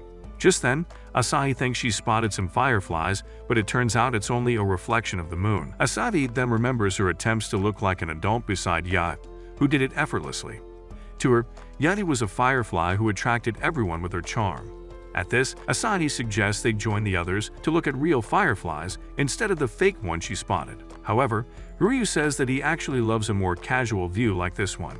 Just then, Yae calls out to Ryu to come check out the fireflies too, so Asahi pretends to fall asleep on his shoulder so he can't go anywhere. When the girls return, Asahi wonders why she's acting like a simp and blames her lack of sleep. Later, the girls stop at a convenience store and Mako offers to treat them to anything they like. Ryu commends Mako on her kindness till Mako adds that he wasn't included. When they enter the store, Ryu texts Yae to ask for alone time, but when he spots Mako turn off Dae's phone, he realizes she's sabotaging him on purpose. Just then, Yuna says she'll pass on Mako's offer, but Ryu later finds her staring at some ice cream. Ryu figures she's trying to be considerate to the others, but when he warns that it might backfire, Yuna activates her sulking mode and goes off to be an airhead. Next, Yuna goes to the calorie light section, but still can't bring herself to pick something, as she remembers her mom and tries to stay responsible. However, when she goes outside, she finds Ryu with a bag of ice cream. He claims to have gone overboard and asks Yuna to help him finish it, so Yuna gets excited to stuff herself with a week's worth of calories. Yuna catches Uryu staring at her face, so he teases her for looking dumb, and she starts scolding him. Afterwards, Mako tells Uryu he's not so bad after all and offers to treat him next time, but before she walks away, Uryu asks if she knows who Reiko Ichijoji is. Later, they drive back to the shrine and Uryu sees Ye's reply suggesting they talk at the shrine. However, Mako had told him Reiko Ichijoji no longer exists in their world. As they head toward their last stop, Uryu begins to rethink his plan to talk to Yae. When they arrive at the Inari shrine, the girls are excited to get the whole place to themselves, but as they're about to enter, Mako reminds Uryu about her warning. Back at the convenience store, Uryu asked what she meant by Reiko Ichijoji didn't exist, so Mako asked why he wanted to know. Uryu said he was curious, so Mako warned that if he involved himself in it, his dream might never come true. Uryu asked if he was being threatened, but Mako said it was a warning, and if he was only curious, he shouldn't pry. The group heads up the shrine and Yuna realizes how creepy it is when it's dark. Asadi agrees, so Yeti suggests they add a test of courage to their outing. Yuna scolds her for suggesting something disrespectful at the shrine, so Yae says she's just kidding. Since the shrine has 2 routes that lead to the summit, she suggests they split up and meet there so they can pray. Uryu immediately volunteers to go with Yae, shocking Yuna and Asadi. Yae figures they'll finally have some alone time, while Uryu decides to ignore Mako's warning. Just then, Mako tells them to count her out so she can nap in the car. She claims she wants to be close by if anything happens to the girls. However, Uryu thinks she might be planning to sabotage him from the shadows. At that, Yae grabs Uryu's arms and suggests they get going, but Asadi suddenly grabs on too and insists she wants to go with Uryu. Yuna can't believe her ears when Mako suddenly volunteers to join his group too to sabotage him. When Uryu asks Asadi what's gotten into her, she claims her horoscope told her to pair up with a blonde idiot. However, Yae objects and tells her to back off since Uryu has already picked her. On the other hand, Yuna begins to imagine the horror of Uryu tag-teaming the girls without her. She immediately volunteers as tribute to stop it, so the girls realize the only way to settle it is a game of rock, paper, scissors. In the end, Asahi and Yae get paired together, and they lament how embarrassing their fight was while Yuna gets Uryu all to herself. As the girls walk up to the summit, Yae asks Asadi if she's that desperate to find out what's going on with her and Uryu. Asahi tries to deny the charges when Yae calls her out on giving her the death stare recently. When Asahi goes quiet, Yae asks if it's possible she's started liking Uryu. Asahi freaks out and stumbles backward, till she trips over the fence, causing Yae to reach out. Meanwhile, Uryu and Yuna's auras continue to repel each other. Yuna suddenly starts yapping about how much of a freeloader he is who happens to cook delicious food. However, she insists his mind is in the gutter, while his hands hope to be inside her sister's. Uryu tells Yuna she's getting the wrong idea when they hear a strange noise and a cat pops out. Uryu is relieved it was just a cat when he finds Yuna clutching his shirt, scared. Yuna promises to let go of his shirt soon, but she actually clings to it for the rest of the way. Uryu asks her why she came there at night, if she was that scared, so Yuna says she always wanted to visit the Inari shrine since it was said to be closest to God at night. She then explains that someone who's passed away in Shinto becomes a god, so Uryu figures she must be hoping to see her mom. Nuns assumes an unbeliever like Uryu would laugh at her, but Uryu reveals that ever since he moved to the shrine, his life was filled with unnatural happenings, and now he kind of believes God might actually be watching him. Just then, Ryu's phone rings and scares Yuna. When Ryu picks up, Asahi tells them Yae fell off the fence. Uryu and Yuna quickly rush back and find Mako with Asahi, who only had a light bruise.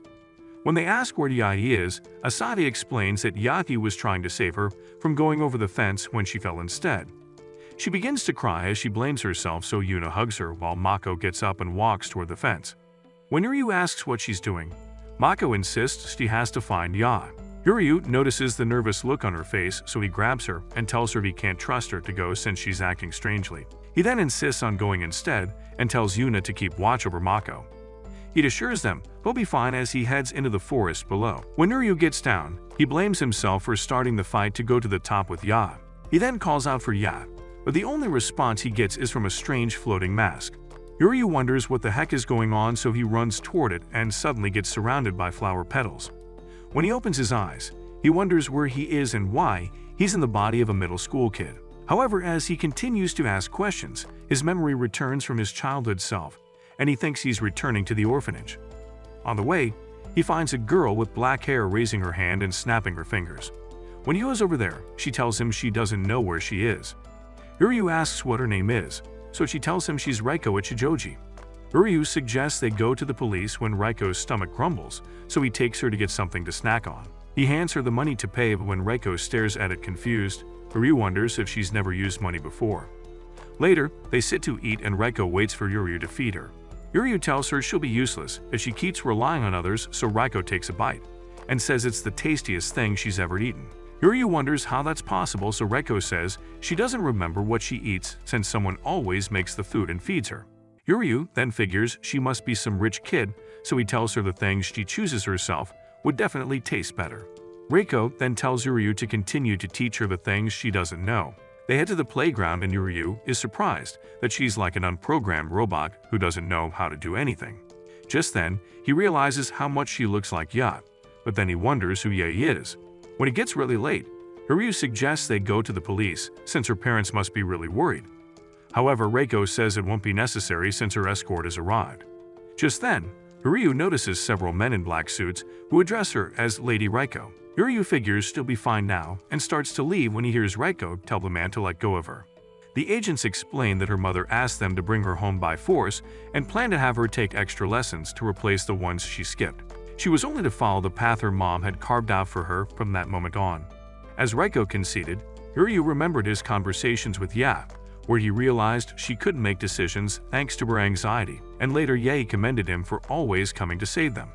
Uryu quickly grabs onto Reiko, who he figures is really Yae, and they make a break for it as Uryu hopes to change her life completely.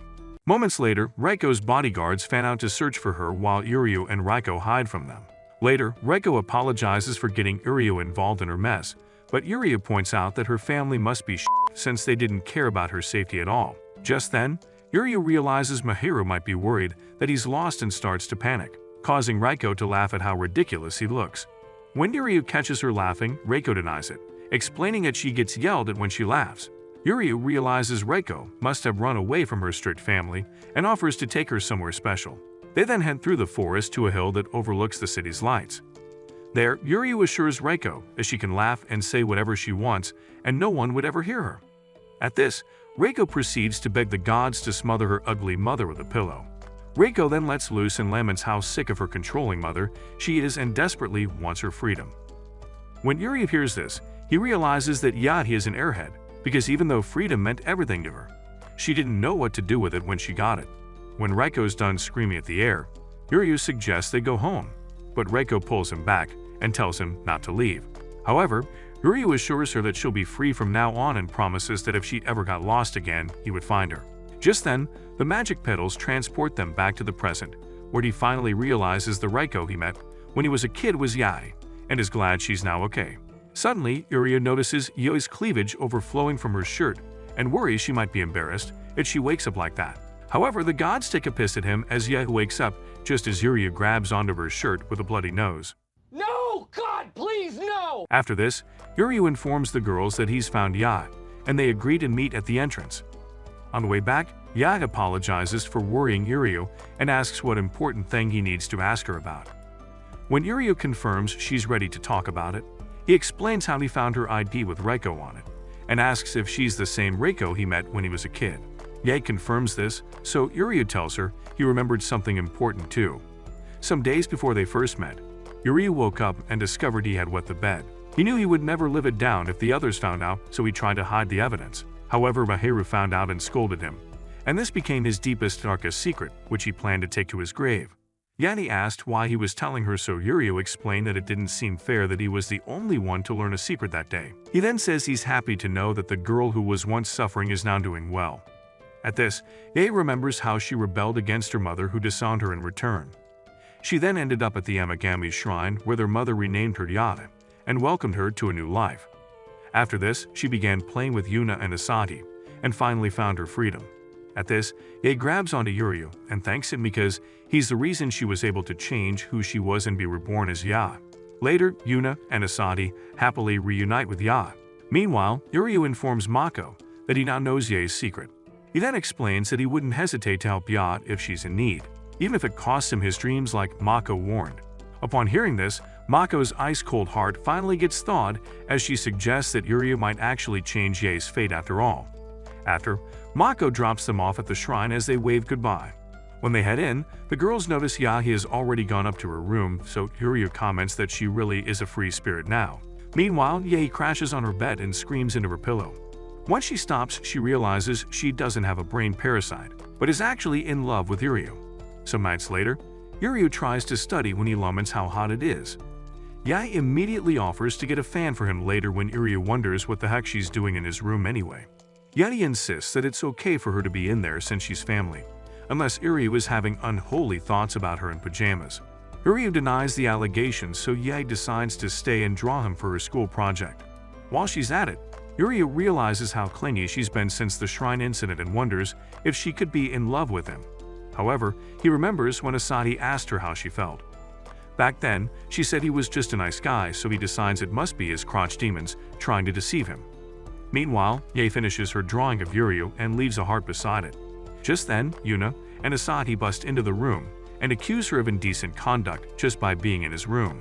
Yahi tells them to keep it down while Uryu studies and writes that she's doing her assignment. Yuna then prepares to leave when she notices Asahi already seated, insisting on staying too. Yuna is then forced to wait with her idiot sisters, as she wonders why they've both been acting strange since the day they stayed out late. Just then, the girls notice the heart beside Uryu's drawing and freak out. Yuna asks if they're dating, so Yahi says they aren't official yet. She intends to wait till he's done with his studies before asking him out, which means she'll be the one to marry Uryu and save the shrine. The girls ask what the hell she's talking about while Uryu finally notices them and asks why they're all in his room. The following week, Asahi's class teacher distributes paper strips to the class and instructs them to write their wishes on them and return them to Asahi, so she can hang them on the bamboo trees during Tanabata at the shrine. During their free period later, the class separated into groups with everyone talking about what they wanted to write. Asahi is sitting at her desk observing everyone when her friends ask what she wants to write as her wish. She tells them that as a shrine maiden, her only wish is that everyone's wish comes true. Just then, a Regina George clone named Karen Matsugazaki approaches Asahi's group and tells her not to act as though she has a caring heart like Mother Teresa. This leads to the two girls exchanging a few choice words before they are interrupted by the girls standing next to Asahi's desk. The girls ask Karen what her wish is, so she holds up her paper strip so the girls can read what she's written on it. They aren't surprised when they see that she wishes to win the marathon. Since the marathon is in 2 days, the girls ask Asahi if she will have time to focus on it, because they know she is preparing for Tanabata. Asahi assured her that she would be fine because she was experienced when it came to juggling between jobs. She then tells Karen that she won't lose to a pampered princess like her, because her family is coming to watch her. As she says this, she holds up her paper for Karen to read, and Karen is shocked to learn that she wrote down the same wish as she did. Later that day, Asahi arrives at the shrine when Uryu is helping Yuna and Yae set up the bamboo trees for Tanabata. Yae asks if she has written down her wishes, and Asahi holds up multiple papers she used to write her wishes. Uryu tells her that she's being greedy, but Asahi tells him not to be a naysayer. Yae and Yuna call Asahi's attention back to them, and they tell her that they will be at her upcoming marathon to cheer for her. Asahi tries to tell them that they don't need to be there, but her sisters shush her and say they will attend the race. They tell her that Uryu will also be there, causing her to tease him. She says he wants to attend the race because he wants to shamelessly stare at her exposed belly to fulfill one of his dirty fantasies, but he denies it. The next day at school, the track team is informed by their coach that the race has been postponed due to the bad weather. He says the race will take place the following week, which leaves Asahi feeling disturbed as the race falls on the same day as the festival. Of course, Karen sees this as an opportunity and she tells Asahi that she is sure she will lose the race because she will focus more on the festival preparations. Asahi assures her that she won't lose since she never does anything half-heartedly. Later that day, when Asahi returns home, she tells her sisters about the changes, and they apologize since they will not attend the race. Asahi gets annoyed with their behavior and tells them to stop acting like it is the end of the world. She asks them not to worry about her as she is a big girl, and tells them to focus on making the festival a good one. After saying all that, she leaves to train and Uryu tells Yuna and Yae to do as she asked or else they upset her. The week flies by and finally, it is the day before the race, so Asahi bids her sisters farewell as she has to spend the night at a hotel close to the venue. On the day of the race, Asahi struggles to keep up as she is distracted and keeps thinking about the festival. She tries to push those thoughts away and focus on the race but finds it hard to do so. Just as she is about to give up, she hears Yomiko's voice cheering for her and is surprised to see her standing with Iryu. It turns out that Iryu called Yomiko a few days before to tell her about the race and ask her to come out to cheer for Asahi. As Asahi runs past Iryu and Yomiko, Yomiko urges Iryu to cheer for Asahi, so he runs after her. He tells Asahi to do her best and shows her his phone, which is on a video call with her sisters, who also cheer her on. At the end of the day, the festival goes on without a hitch and Asahi wins the race much to Karen's annoyance. On the train ride home, Asahi sleeps in Yomiko's lap, and Iryu thanks Yomiko for coming out to cheer for Asahi. Yomiko tells him she doesn't mind and teases him for going out of his way to ensure that Asahi isn't alone in the race. After they arrived at the station, Iryu and Asahi bid goodbye to Yomiko, and as they walked home together, Asahi thanked Iryu for being at the race. The next day, Iryu goes to get the paper, and as he's reading it, he notices that the date is reading June 28 and not July 8 like it is supposed to. Immediately, he goes to check the calendar and sees the same thing. Still not convinced, he checks his phone and also sees the same thing. So he begins to wonder if he is stuck in another unrealistic phenomenon again. As the day progresses, he realizes that everything is the same as before, and that he is the only person who knows they are in a time loop. However, when Asahi returns from school and starts acting strangely, he pulls her aside and asks if she is also aware of what is happening. Asahi tells him yes and says she's happy that someone else is experiencing the same thing she is. They decide to see how the loop will play out and note any difference. The week goes on as expected and Asahi wins the race. However, they find themselves back in the time loop again. This time they try to do things differently, but it changes nothing. So Iryu tells Asahi that they might be stuck in the loop because of her and suggests that she forfeit the race and attend the festival. Asahi tries to refuse, but he tells her there is no harm in trying, so she agrees. The next day, Asahi rejoins her sisters for the festival after deciding to forfeit the race, stating that the festival is best when all three sisters are present. Meanwhile, Karen is training even harder for the race, telling herself that she will defeat Asahi this time. Years ago, Asahi has always competed in marathons alone, and while her sisters offered to come and support her, she always declined them as running was the only time for her to be alone without pressure. She won her first marathon, defeating Karen who refused to lose. But Karen was angry that Asahi didn't run her fullest, so on that day, Karen declared that she would one day defeat Asahi, even when Asahi tried her hardest. Back in the present, Asahi informs her coach of her decision to forfeit the marathon, and he understands her decision, but unbeknownst to them, Karen listens and goes to confront the coach. With the Tanabata approaching, it is the third Tanabata for Asahi and Iryu as they have been facing the time loop. But unlike Iryu, who has been locked in facing this dilemma, Asahi is taking it easy by fooling around like a donut. Just then, Asahi announces that they will be holding a popularity election between the sisters, and that each sister will be assigned a color. Ya with green, Nina with red, and Asahi with blue. While they all initially object, they can see how it will help the festival, but Yuna is convinced that no man would vote for her and her spicy cheeks. However, she is proven wrong as on the day of the Tanabata festival, sweaty and stinky dudes line up for them to vote for their favorite sister that they want to see gobble their glizzies. With the festival going brilliantly, they praise Asahi as their marketing office, especially since she never hung out with the sisters in the past. It surprises Iryu to hear this, and when he asks them to explain, they inform him that in the past, Asahi often refused to play with them and opted to spend her time alone running. Just then, everyone's favorite tomboy, Shirahi, pops up to join the festival. She expresses how amazing the festival is and reveals that she also wrote down a wish. On it, it says that she wants to go to Kyoto University with Iryu as her baby daddy, but she deleted the last part and excuses herself, saying that she miswrote things. Shirahi asks Iryu if he made his wish, and when Iryu reveals that he didn't, Shirahi tells him that he hasn't changed a bit. She recalls how in the past, Iryu refused to make any wish, stating that no gods or musty-looking tooth fairies were able to make him a doctor. But after hearing this, Shirahi declares that she will make the wish instead so she can join Iryu also as a doctor. The girls laugh at her story, realizing that Iryu has always been a god-hating chump. After the girls hang Shirahi's wish, it's time to announce the winner of the popularity contest. After counting the votes, it is determined that it's a three-way tie with all three sisters achieving the same amount of votes.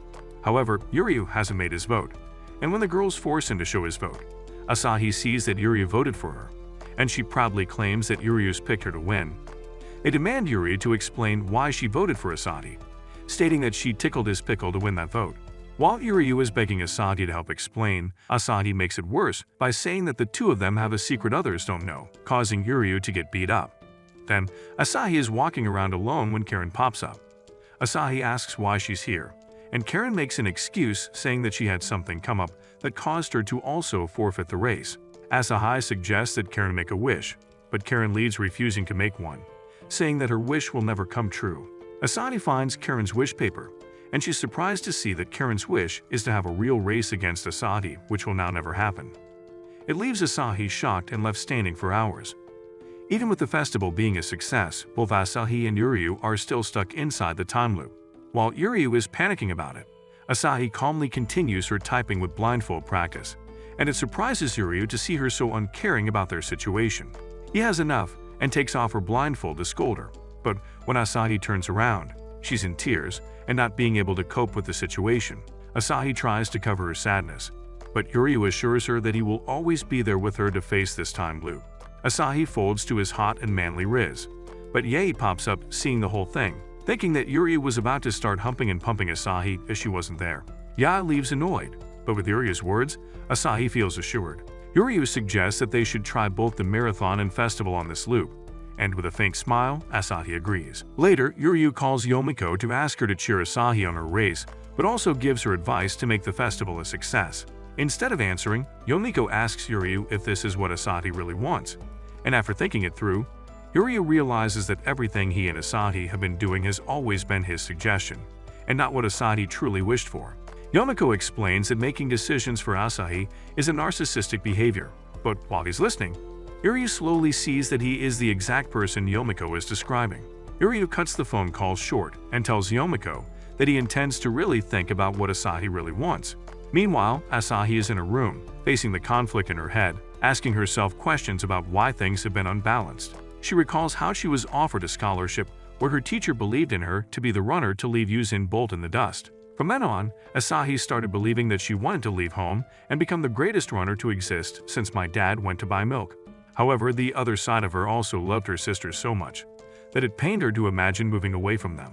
In the present, Asahi doesn't know which one she really has become and which one she really wants. Suddenly, someone knocks on her room, and when she opens it, she screams so loud that Yuryu hears her. When Yuryu checks on her, he sees Karen on top of her, ready for a hot cardio session between two girls that doesn't involve running.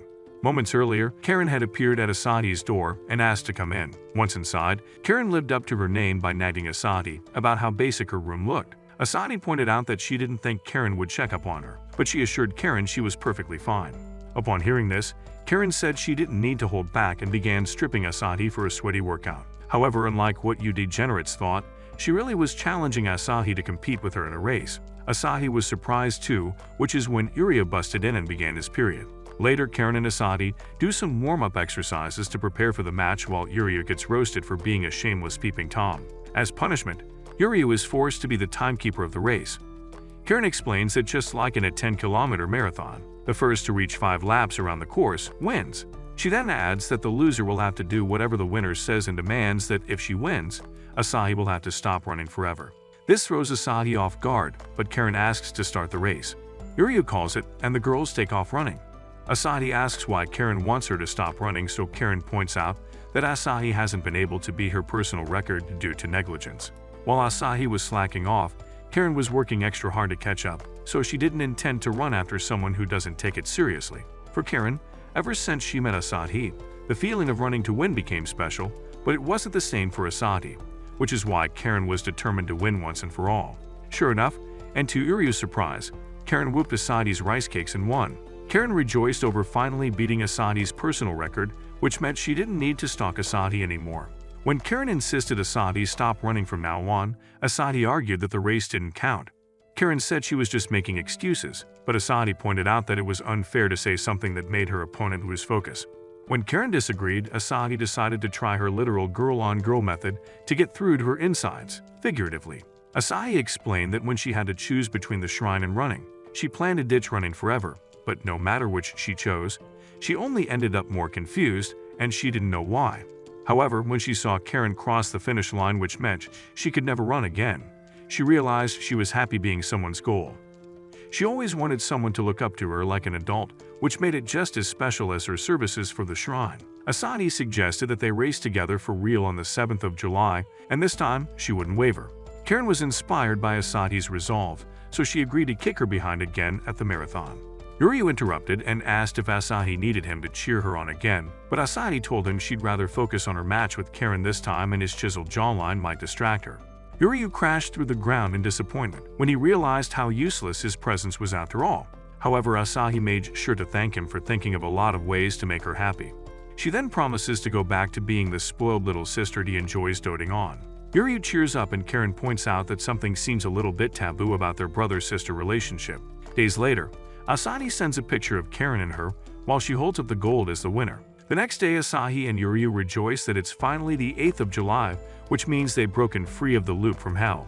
Yuryu is relieved he can now focus on his studies, but Asadi mocks him for swearing to be by her side, no matter how many loops they face.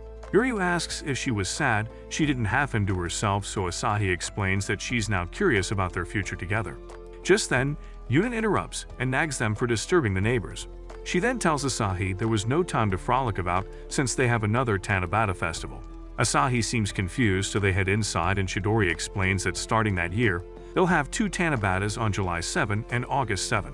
Apparently, Yamiko was to thank for suggesting the plan. Chidori then tells Asahi that she'll have to plan something fun for the festival as head of the publicity department. When Asahi agrees excitedly, her internal scales finally balance. August 7 arrives, and the girls welcome their visitors to once again write their wishes on papers like them. The crowd goes on about how cute the girls look, and Yuryu is surprised they were able to pull that many people. Yae commends Asahi for pulling it off and calls him by a different name. Yuri then asks if it's really okay for shrine maidens to do cosplay at the shrine, but even Yuna seems to be enjoying cosplaying a maiden high on acid. Later, Asadi gasses herself up for a job well done, and the girls agree that they couldn't have done it without her. Asahi gets embarrassed over the compliment, making Yati point out how much Asadi acts like a little sister now. Asahi and Yuna remind the airhead that's what she is, so Yati hugs her and tells her she's glad she's gotten a lot off her chest and become more honest. Asahi realizes she's always had her sister looking out for her and says she's really glad to be their little sister. When the festival's over, Yamiko shows up to surprise Asahi, so Asahi thanks her for the suggestion to have a second Tabata. Yomiko reveals that it wasn't actually her suggestion and flashes back to the day Yuryu called her to ask about holding the shrine on the 7th of August. Yomiko warned that it would cause a lot of inconvenience, and to make it possible, Yuryu would have to convince all the vendors and even that snake if he was really serious. When Yomiko reveals this, Asahi gets embarrassed that Yuryu did all that for her. Yomiko tells her to keep it a secret just as Yuryu walks up and asks what they're talking about. Asahi claims it's nothing and rushes off before Yuryu sees her red cheeks. When she leaves, Yuryu thanks Yomiko for helping him grant Asahi's wish. Yomiko insists they overcame their challenges by themselves, so Yuryu asks for something strange. He asks how many Tanabata festivals there have been now, but Yomiko pretends not to know. Later, Yomiko prays at the shrine and tells the gods they play too much. At this, a creepy masked figure proves her right. Later, Asahi makes the final post when Yuna calls her out for the fireworks. Outside, a large festival is in progress, and all the boys drool over the Amigami sisters. Asahi notices but thinks they're only referring to Yacht and Yuna, since they took their time to dress up unlike her, who looks childish. That's until she spots Yae playing children's games and Yuna gawking at cotton candy, which completely changes her mind. Afterward, Asahi suggests they find a good spot for the fireworks when she notices a different pair of girls standing behind her. When she rushes off embarrassed, Yuryu spots her and figures they got separated. He then grabs her hand and leads her somewhere else while Asahi feels her heart skip a beat. Later, they stop at a lake to wait for the girls and Yuryu apologizes for being so meddlesome in the loop. Asahi assures him that without him, she wouldn't have witnessed all the paths that allowed her to choose for herself. Just then, the fireworks go off and Asahi teases that Yuryu might fall for her in such a setting. Yuryu says he doesn't feel anything like that for her, so Asahi realizes that the only reason Yuryu would go so far for her is because he sees her as his little sister.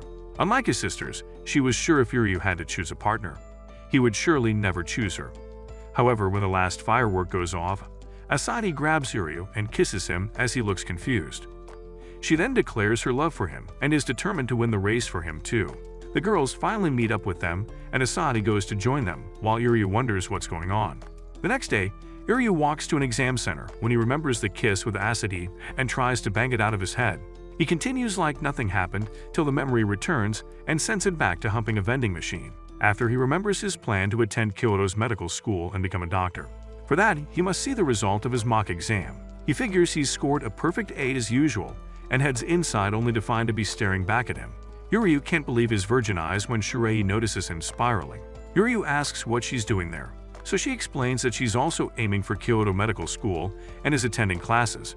She figures Iryu must have gotten a B and teases him while she holds up her A and says she's in the lead now. Shirati informs him that he's no match for her because he's too busy getting distracted by 3 cute girls and can't lose to such a B-ranker. Later, Iryu throws a tantrum and determines to prove Shirahi wrong, but he agrees he's been slacking when he looks at his poor grade. Moments later, the girls show up at his room and are surprised to see he's not inside. Yuna remembers him saying he was going over to Mahiru's place and figures today must be the day. Asadi seems relieved, so Yae points out that she's been avoiding Iryu lately, but Asadi denies it. Just then, Yuna notices a squeeze paper and the girls look at what's on it. Meanwhile, Iryu joins Mahiru and the kids to visit the communal shrine. There, Mahiru asks Iryu if he's gotten used to life at the shrine. Iryu admits that he sometimes gets caught in unfathomable phenomena, but all Mahiru cares about is which girl Iryu prefers to goon to. Iryu claims that he's not close enough to choose, so Mahiru points out that the girls are practically pimping themselves to him. Iryu wonders how Mahiru knows that, so she blames the wind even though Yomiko gives their deets like a Housewives of Amigami Shrine recap. In response, Iryu says that though he appreciates their feelings and wants them to be happy, his entrance exams are coming up and he has no time to be tongue wrestling and belly bumping. Mahiru advises him respond to their feelings and asks what he's planning to do for the future anyway. Iryu wonders what she means, so she points out that Iryu tends to push through things without a plan. Iryu thinks about his future and decides it is to graduate from Kyoto University and become a doctor like that weird dream he had. Suddenly, he hears the kids clapping for Buddha, so he corrects them and explains that clapping is for God, while keeping their hands still is for Buddha. Mahiru teases Iryu for knowing this, so he explains that he was forced to learn it since the girls care so much. Mahiru points out that he never cared about this kind of thing before, which means he's changed a lot. However, Iryu explains that a grave is still proof that a dead person cannot return and nothing can change that, which is why he doesn't like praying for the dead. He intends to become a doctor so the kids won't have to pray in the first place. Though he'd like to protect the shrine for the girls, he doesn't plan to inherit. Just then, Iryu thinks he sees something behind the trees, but Mahiru calls his attention and says he'd make a good priest too. When Iryu returns to the shrine later, he notices Chidori and the girls burning something. He asks what they're doing, so they explain it's a ceremonial bonfire to light the path for their ancestors. Asadi says goodbye to their mother, and the girls remember they have to pray for Iryu's mom too, so she can rest over there with no worries. Iryu explains they don't need to since he just visited her grave, but the girls loosen their red ribbons and assure him his mom is right there with them. Yuna tells his mom how diligent her son is as he never skips his studies. Asadi tells her he's a bit of a simp and freeloader, but at least he's happy. And lastly, Yae tells her he's always helping them and is a cool and dependable person. They assure her she can rest where she is and thank her for letting them meet him. Suddenly, Iryu looks over at the clothesline and sees his mom waving to him, right before the laundry mysteriously gets blown off the line. That's when the girls notice the tears streaming down Iryu's face as he stares in that direction. The girls are surprised he's an ugly crier, but Iryu claims he just got some dirt in his eye. The girls then gather around him to comfort him by patting his head, causing Chidori to say it's the perfect time. The girls agree, but Iryu asks what on earth they're talking about. At this, they head inside to discuss the secret of the Amigami Shrine. Years ago, Yae joined the Amigami Shrine and was introduced to Asadi and Yuna. They also had different names and birthplaces like Yae, but from that day on, they would become sisters who nurtured the love given to them by God. The Shrine Maiden and their new mom at the time was named Chibara Amigami. In the present, the girls solemnly explain that they're not related by blood, but Iryu says he's known that for a long time. The girls ask how he can be so calm, but Iryu remembers his encounter with Yae's past. Yuna asks if he's curious about their real identities and mothers, but Iryu smirks like an idiot as he can tell how kind of a mother Chibara was to them because of how close they are. Iryu reminds them they're 4 peas in a pod and suggests they get along better from now on. The girls figure it's so like him to act cool, which is why they have to carry out their next plan. The next day, Asadi offers to help Iryu with the laundry. Iryu brings up the matter of her confession, but she says she knows he has exams coming up and has no time to act out Targaryen fantasies. Yuryu apologizes for not having anything else to say, but Acidy says she only wanted him to notice that she loves him. Later, Yuryu goes for cleaning duty in Yeva's room and is surprised to see it emptier than Yuryu commends her for cleaning when the closet behind suddenly threatens to explode.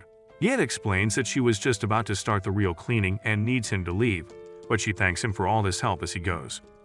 Later, Yuryu walks down the hallway when he finds Yuna making a curry that doesn't seem to be radioactive or alive. He commends her and tells her to work on her speed, which she says is the reason she decided to prepare in advance. From then on, the girls continue to take on more and more chores till Yuryu admits they'd changed a lot, and so has he. One morning, they all have Yuna's cooking, and Yuryu says it'll be a big help if she can continue preparing meals. That's when the girls thank him for everything he's done, but say it's time to say goodbye. That day at the communal shrine, the girls overheard Yuryu say he couldn't inherit the shrine. When they discussed it, they realized that just like their dream is to protect the shrine, Yuryu's is to protect the kids at the orphanage by becoming a doctor. There, they all agreed to set him free. Acidy asked Ye if she was okay with it, so she explained that it was because she loved him that she could support him. Acidy said it was the same for her, and Yuna concluded what they had to do. Yuryu couldn't believe his ears, but the girls began packing up his things before he could argue. Once they were done, Yuryu reminded them of all the housework that needed to be done when it finally hit him that they'd been practicing for this reason. The girls assure him they'll find another heir and tell him to go live his dream while they continue praying for him. Yuryu remembers the last few days and how he used to pray for his mom and finally agrees. He thanks them and walks off with his bags for a second before turning back and volunteering himself as tribute for an heir. He admits he was wrong about God and realizes a prayer for someone can become their support. His new dream is to save someone's life as a doctor and their heart by God, which is why he wants to inherit the Emigami shrine. After confirming Yuryu's sure, the girls jump on him and ask if he can really juggle being a doctor and a priest, and who he intends to marry. Yuryu promises to think about it from then on, and they all mock him for being a playboy. The next day, Yuryu wakes up with a cold, so Yuna takes care of him and offers him some porridge. As Yuryu tastes the porridge, Yuna apologizes if it doesn't meet his standards, but Yuryu gobbles it down at once and tells her it suits his tastes, making Yuna happy. Just then, Yuryu notices the thermometer is out of batteries and asks Yuna if she has a spare. However, Yuna grabs his face and puts their foreheads together instead. Yuryu warns that she's a bit too close, but Yuna doesn't seem to be listening. Moments later, Yuryu wakes up and figures it must have been a dream since Yuna would never do that. However, when he sits up, he notices the bowl he used to eat porridge while Yuna hides outside the door. She wonders why she allowed herself to get so close, when she should be supporting the heir to the shrine without gutter thoughts. She then wonders if she caught a fever too. The next morning, Ye and Asavi ask Yuryu if he's feeling better. He says he is, but asks what brain parasite was eating Yuna instead. Asahi tells Yuna about her mistake, so Yuna fixes it while they all wonder what's wrong with her. Just then, Yeda whispers something to Yuryu, but accidentally kisses his cheek, making his soldiers stand at attention. After, they head off to the side, and Ye suggests Yuna's behavior might be a sign that she's hiding something, and Yuryu immediately tells her to leave Yuna to him, since he's got the most severe hero complex since Naruto. They head back to check on Yuna, but her hair now looks like a vulture's nest. That's when Ye wonders if Yuna might be sick in love, which is why she's blinded. Yuryu stops to think about anything that might have happened recently when he hears a thud and sees Yuna on the floor. They'd all run up to help, but Yuna insists she's fine and can handle it on her own. At this, Ye grabs her and feels her forehead, realizing the klutz just has a fever. They figure she must have caught it from Yuryu, which is why she was acting strange, so they advise her to get some rest. However, Yuna insists she can't just leave all the work for them to do, so Ye headbutts some sense into the fool. Ye scolds her and tells her not to overwork herself. She assures her they have all the help they need with Yuryu around, and tells her to rely on them more.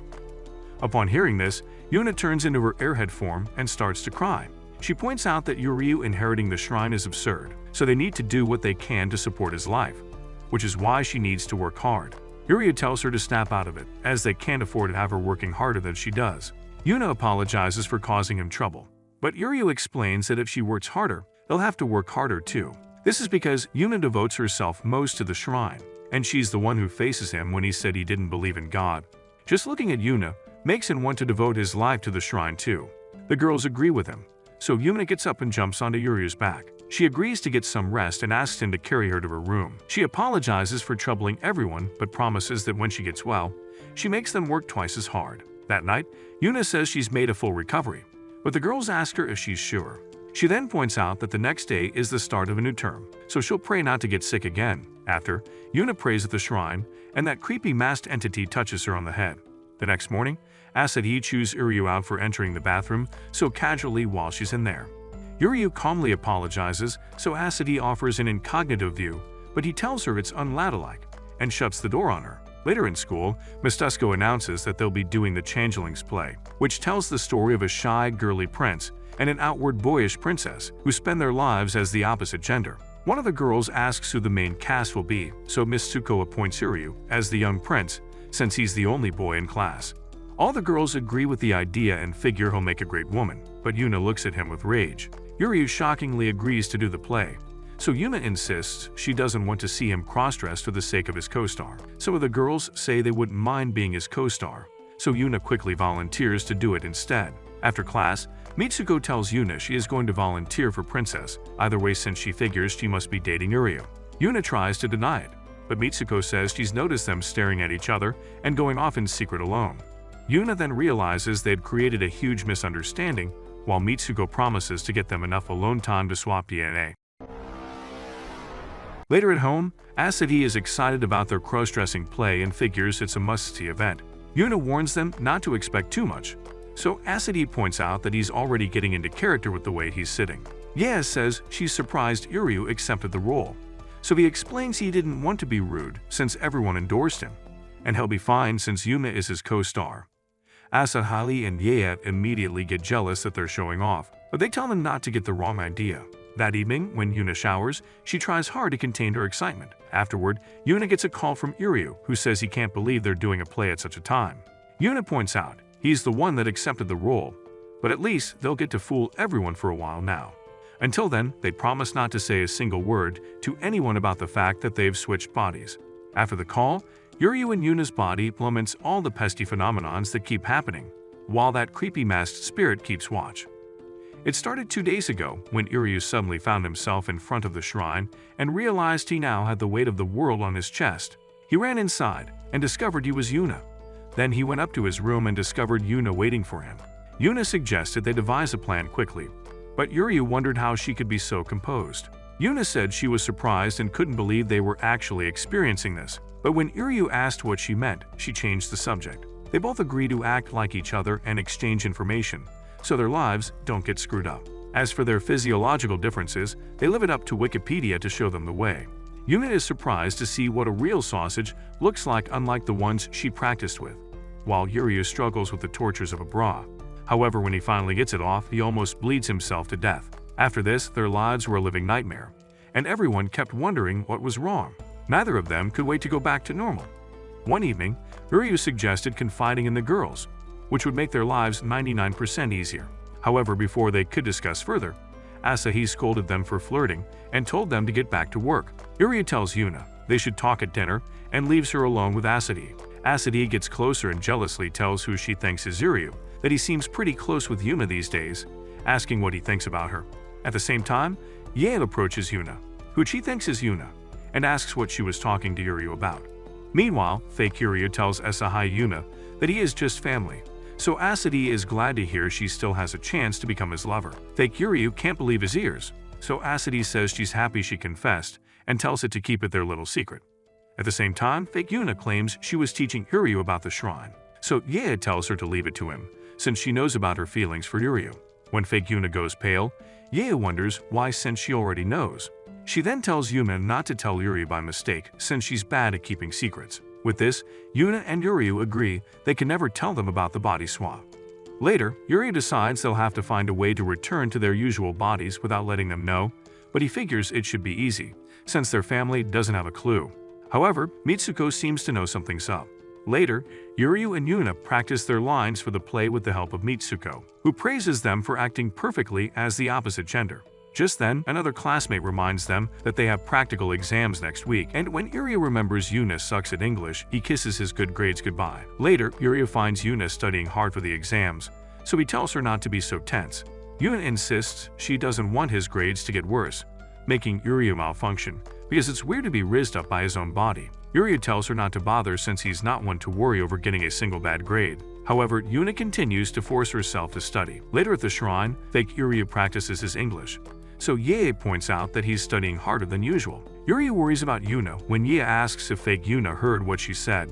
When it's clear she didn't, Ye says they're counting on her for their prayer request on Saturday. Fake Yuna asks what she needs to do, so Ye tells her she'll do the prayer dance. Later, fake Yuna freaks out at the idea of messing up the dance.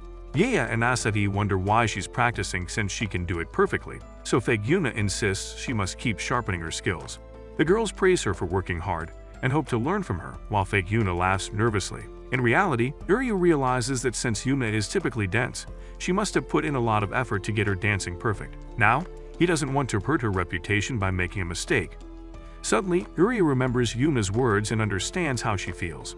He agrees that neither of them wants to ruin the things they've worked hard on bit by bit.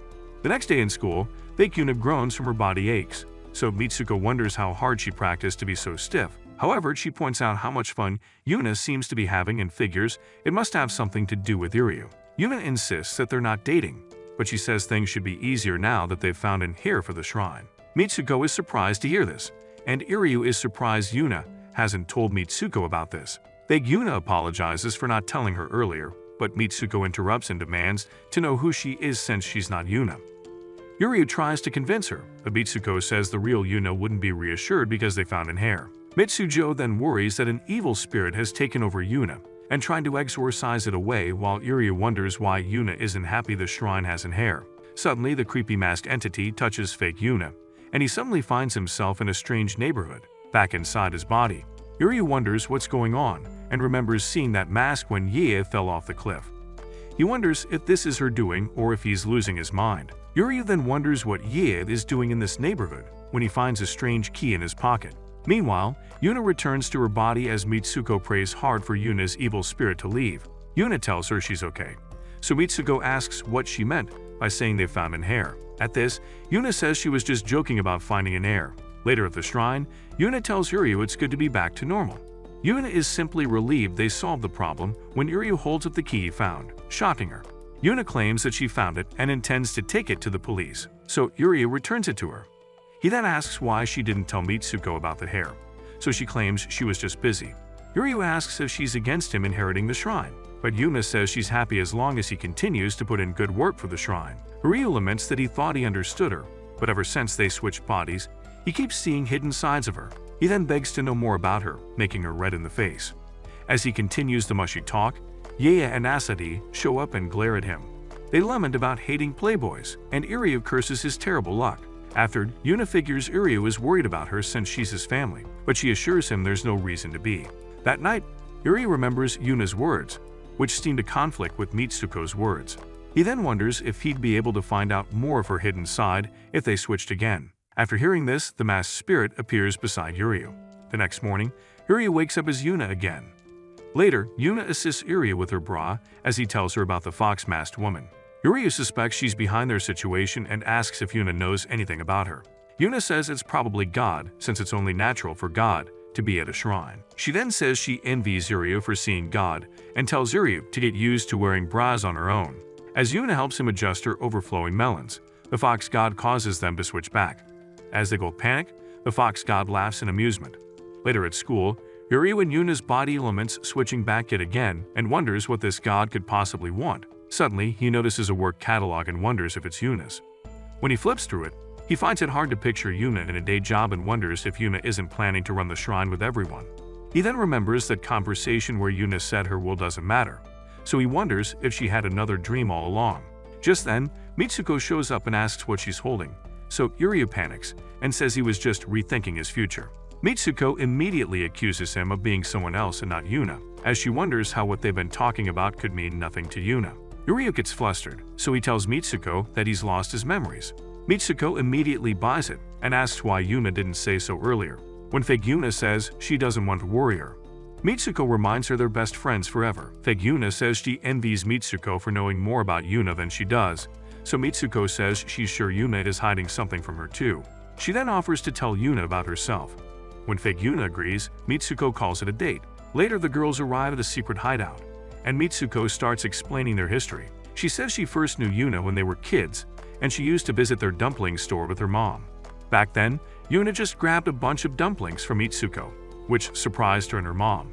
Instead of recognizing the problem, Yuna insisted on having more dumplings. Just then, fake Yuryu sneaks into eavesdrop as fake Yuna asks how Mitsuko became friends with a selfish girl. Mitsuko explains that after Yuna lost her mom, she saw her struggling. Later, at the park, Yuna refused to eat any more sweet dumplings because she was selfish, but Mitsuko shoved some right up her pie hole anyway. From then on, the two girls became inseparable. One day, Mitsuko showed Yuna their vacant store and explained her secret plan to practice making dumplings so she could take over her mom's shop. However, when Mitsuko asked what Yuna's dream was, Yuna's appearance changed. Back in the present, Mitsuko pulls out a book containing Yuna's wish list. Yuna figures he'd finally understand what Yuna's been hiding if he reads it, but he decides he can't bring himself to do it, shocking Yuna. Fake Yuna then confesses to Mitsuko that he's really Yuryu, but Mitsuko says she's known this whole time since Yuna is her best friend and weird things happen in their town. Yuryu asks why she brought him here, so Mitsuko says she wanted to know another version of Yuna. At this, Yuryu decides it wouldn't be right to use this means to learn about Yuna, so he tells the god he's done playing hide-and-seek. The god switches them back to normal, and Yuryu promises they'll take care of it themselves. Moments later, Yuna pigs out to Mitsuko's dumplings, while Mitsuko finds out that Yuryu was chosen as the shrine's heir after all. After they make small talk for a bit, Yuryu asks Yuna what she wants to do that he doesn't know, cueing another flashback. When Chibara was still alive, Yuna had asked her why the shrine was having fewer festivals than the previous year. Chibara then explained that since Chidori was getting older, it was getting harder for him to hold that many festivals. Yuna asked what she could do about it, so Chibara jokingly suggested she become a priest, so Yuna insisted the fossil retire the next day while she took his place. Yuna suggested God would be lonely with fewer festivals, but she really just wanted to eat festival candies all day. After Chibara died, Yuna shared her dream of becoming a priest with Mitsuko, while she wrote down all her ideas to leaven up the shrine so it doesn't get shut down. Back in the present, Yuna is embarrassed by her childish dreams, but Yuryu is shocked that her secret is so wholesome and doesn't involve sliding down a pole like he thought. Yuna explains that a woman becoming a priest is really difficult, and since it's a male-dominated position, she would face lots of opposition. Besides, now that Yuryu is determined to become heir to the shrine, she figures he is the best shot the Amigami shrine will ever have. That's why she gave up on her dreams. At this, Yuryu realizes that's why Yuna was trying to decide on a new future. Yuna tells Mitsuko that since Mitsuko was working so hard on her dream, she couldn't bring herself to say she had given up on hers. Mitsuko tells her she's too naive about her friend and asks if she's sure about her decision, but before Yuna can respond, Yuryu interrupts and says Yuna is just giving excuses because she thinks she's not cut out to be a priest. Yuryu then says he wouldn't want to leave the position to someone as pathetic as Yuna, which triggers her. Yuryu adds that once he becomes a priest, they'll fire all the Amigami maidens so they bring fresh ideas to bring more visitors to the shrine. Yuna finally loses it and insists that the goal of being a priest isn't just bringing more people to the shrine, but to have them want to return and pray to God again. Yuryu asks how they can achieve this, so Yuna suggests they get Mitsuko to sell her divine dumplings, but Yuryu says that's just for her expanding waistline. As Yuna continues to defend her position, Yuryu realizes Yuna is just scared of bringing bad luck to people by being selfish, so the solution is to face her head-on and draw her out. Yuryu continues to challenge her ideas, so Yuna outlines a cat shelter idea, along with a dumpling festival and many more festivals. As that he would become the poster girl and Yaya could create cute prizes, which would make God and the visitors happy and create the version of the Amigami shrine she pictures. After pouring out her heart, Yuna says Yuryu is unfit to inherit the shrine, and insists that she'll become the priest instead. Yuryu tells her to bring it on, since she'd probably burn the lab down as a research scientist anyway. As the idiots continue bickering, Mitsuko concludes that they really do look like a couple. Some days later, at the school festival, the school overflows with visitors, which are mostly guys. Mitsuko teases Yuryu that someone just might steal Yuna from him, as the boys hit on them every year. Yuryu realizes it'll be worse since Yuna is a famous shrine maiden now, and just as he thinks, he hears a commotion and rushes over. But to his surprise, it turns out to be Yaya, who manhandles the little twerp. Yuryu asks what she's doing there, so she explains that she got separated from Asahi and Mahiru. Yuryu wonders how everyone but him shares a brain cell and offers to stick with her till she finds them, so Yaya gets really excited and grabs his hand, suggesting they go around the festival. She even claims the hand-holding is to make the guys think they're a couple so they don't hit on her. When they get to a large labyrinth attraction, Yuryu says they should search for Asahi, but Yae pleads to go in with them for just a second. That look reminds Yuryu of the time Yae said she loves him, and the wimp agrees to go in with her just as Yuna watches them from afar. Mitsuko calls her attention and says they need to hurry, so Yuna agrees but looks sad. Moments later, Yae and Yuna exit the labyrinth when Yuryu gets a call from Mahiru. Mahiru says she caught the brain cell disease and somehow lost Asahi, and when she tried to call, she didn't pick up. Yuryu agrees to look for her and bring her back, so he tells Yae he has to leave and she agrees. Meanwhile, some ugly girl screams her body count from the rooftop. Oh my God! While Asahi sits alone, lamenting how her plan to have a secret date with Yuryu failed miserably. Now that she's running out of battery, she guesses they just weren't meant to be. Even though she confessed her feelings and kissed Yuryu so he'd notice her rivals just seemed too strong. Just then, Asahi hears one of the girls screaming a love confession for the crush she's been stalking, which gives her an idea.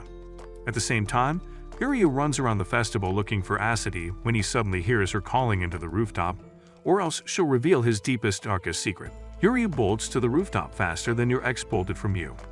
He then grabs her and asks if something bad happened and why she called him all this way.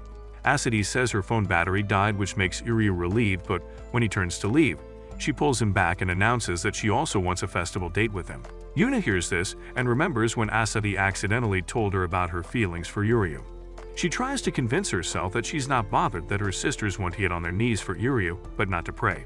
Later, all the girls fawn over how cute Yuryu and Yuna look in their stage outfits.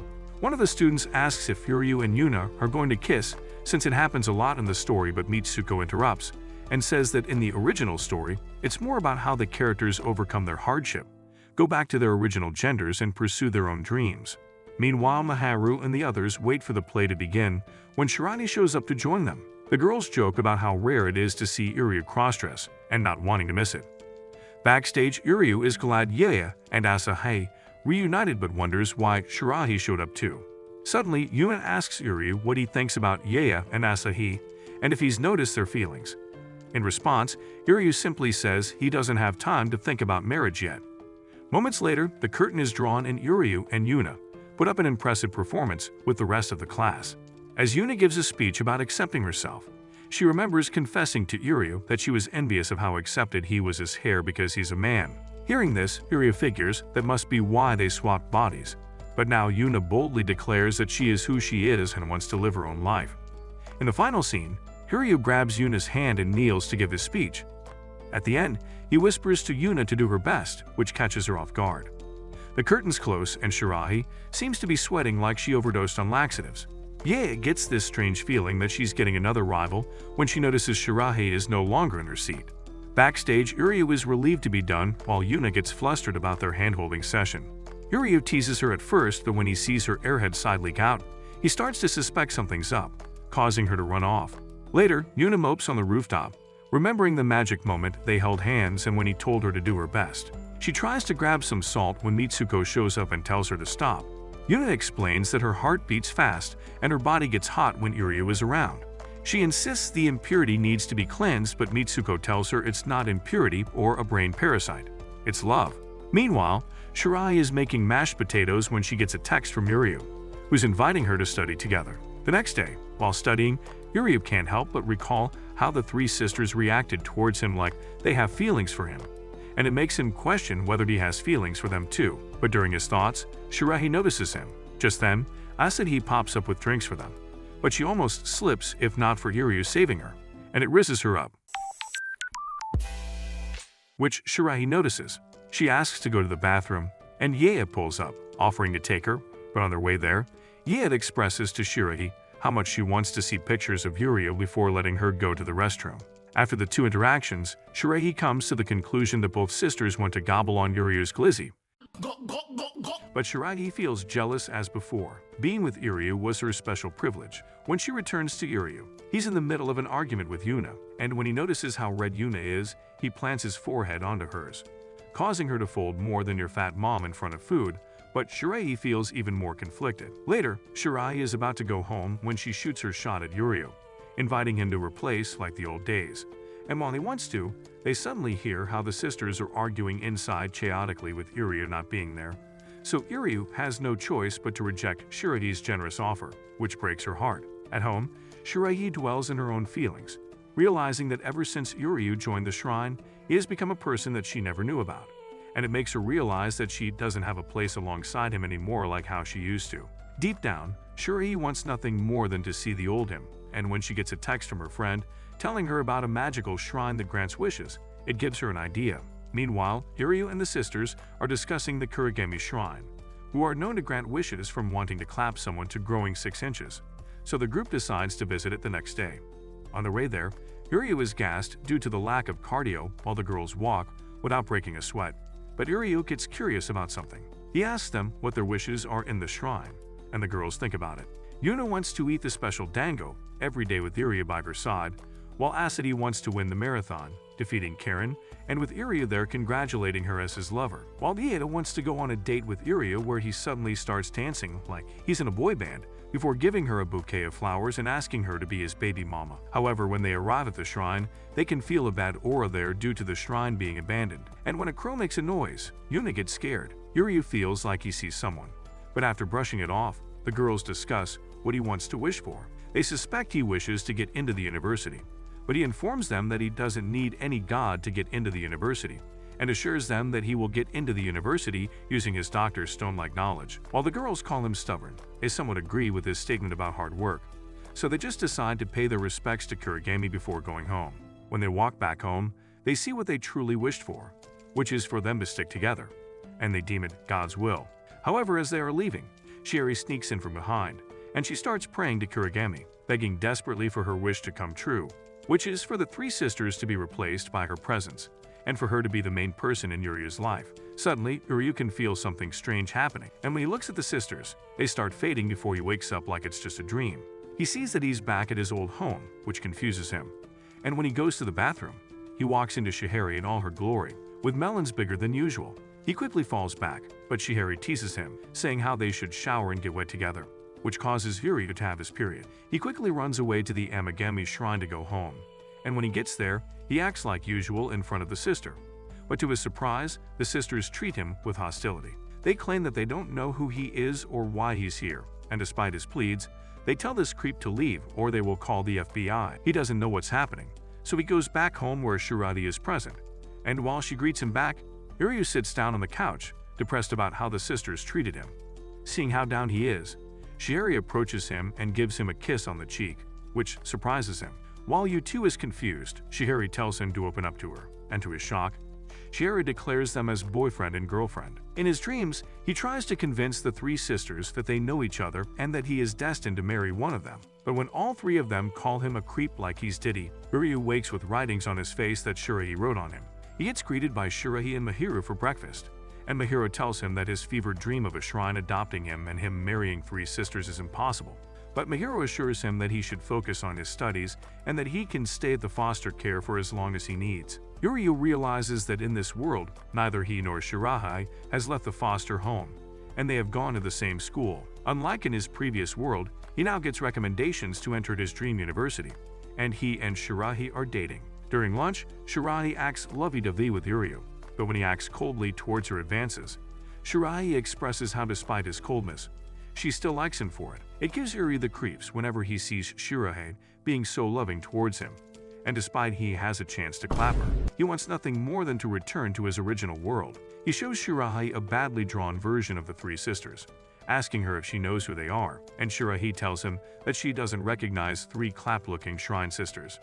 She suspects that Iryu might be on cloud 9 after taking crack, but Iryu assures her that the real him is taken in by a shrine and is now living with a new family. When he mentions how in that world they're not dating, Shirahi feels down and gets upset at him, thinking he wants to break up, and calls him a limp willy loser before running away. Just then, Mayura shows up, and after what happened, she tells Iryu to be more considerate with Shuri's feelings. She reminds him of how he first met Shirahi and how he sat next to her while she was crying, refusing to leave her side so she could feel better.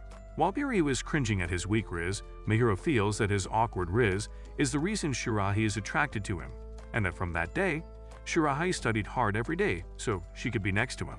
After hearing that, Iryu pulls out the same riz he did before, sits next to her on the floor, and tells her that he wants to study next to her. She understands what he's trying to do, so she leans her head on his while he studies.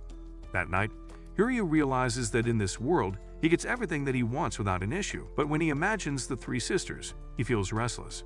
The next day, Uryu is studying when Shirei asks him for a shower head, but realizing she's in the bathroom, Uryu imagines both girls wanting to double-team him, which causes him to get another period from his nose.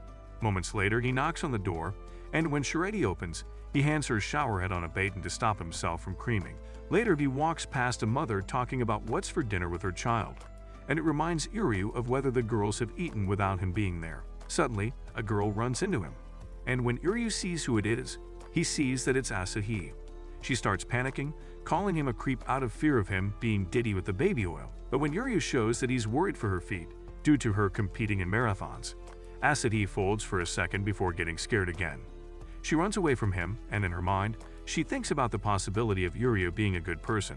But when she looks back, she sees Uryu chasing him like she wants to gobble her cheeks, so she has no choice but to pick up the pace to get back home. When they arrive at the shrine, she calls for her sisters to help her, and without skipping a beat, Yaya lays the smackdown on Uryu to stop him, telling him to stop running after girls. However, when she sees that Uryu has Asahi's red ribbon, they all realize that he wanted to return it to her. So, Asahi apologizes for calling him ditty, and thanks him for returning her red ribbon. Before the girls walk away, Uryu goes on the floor to apologize for scaring them, and tells them the truth about being from another world where they are family. He tells them how he's willing to be there for them, and to help them whenever they need him. And the girls slowly see memories that are not from their world. Yuna appreciates his bravery in proposing something like that, but rejects his proposal, telling him to go home. However, before Uryu walks away, Yaya stops him, asking if they have met before in the past, and Uryu remembers that they did meet before in the past. Meanwhile, Maharu and Shirahi are waiting for Uryu to come home, but Shirahi tells Maharu that she's going to find him, saying that she knows where he is. Back with Uryu, Yaya sits close to him, saying how it was because of Uryu in the past that was able to come into the shrine. The other sisters don't know that Yaya has a past like that, and Uryu reveals how he knows that they aren't actual blood sisters, and that they became sisters through circumstances, which makes the girls believe that he is really from another world. However, Yuna still believes that they don't need his help around the shrine, but when Uryu gets involved, he shows how he's familiar with cooking for them, with how to fold their clothes, and with how messy Yaya's room really is.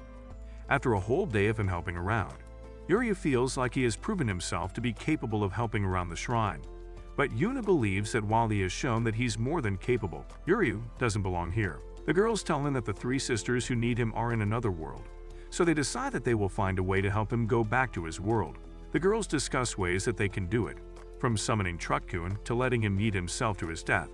But when Uryu sees just how much the girls care, he expresses just how much he loves the three of them.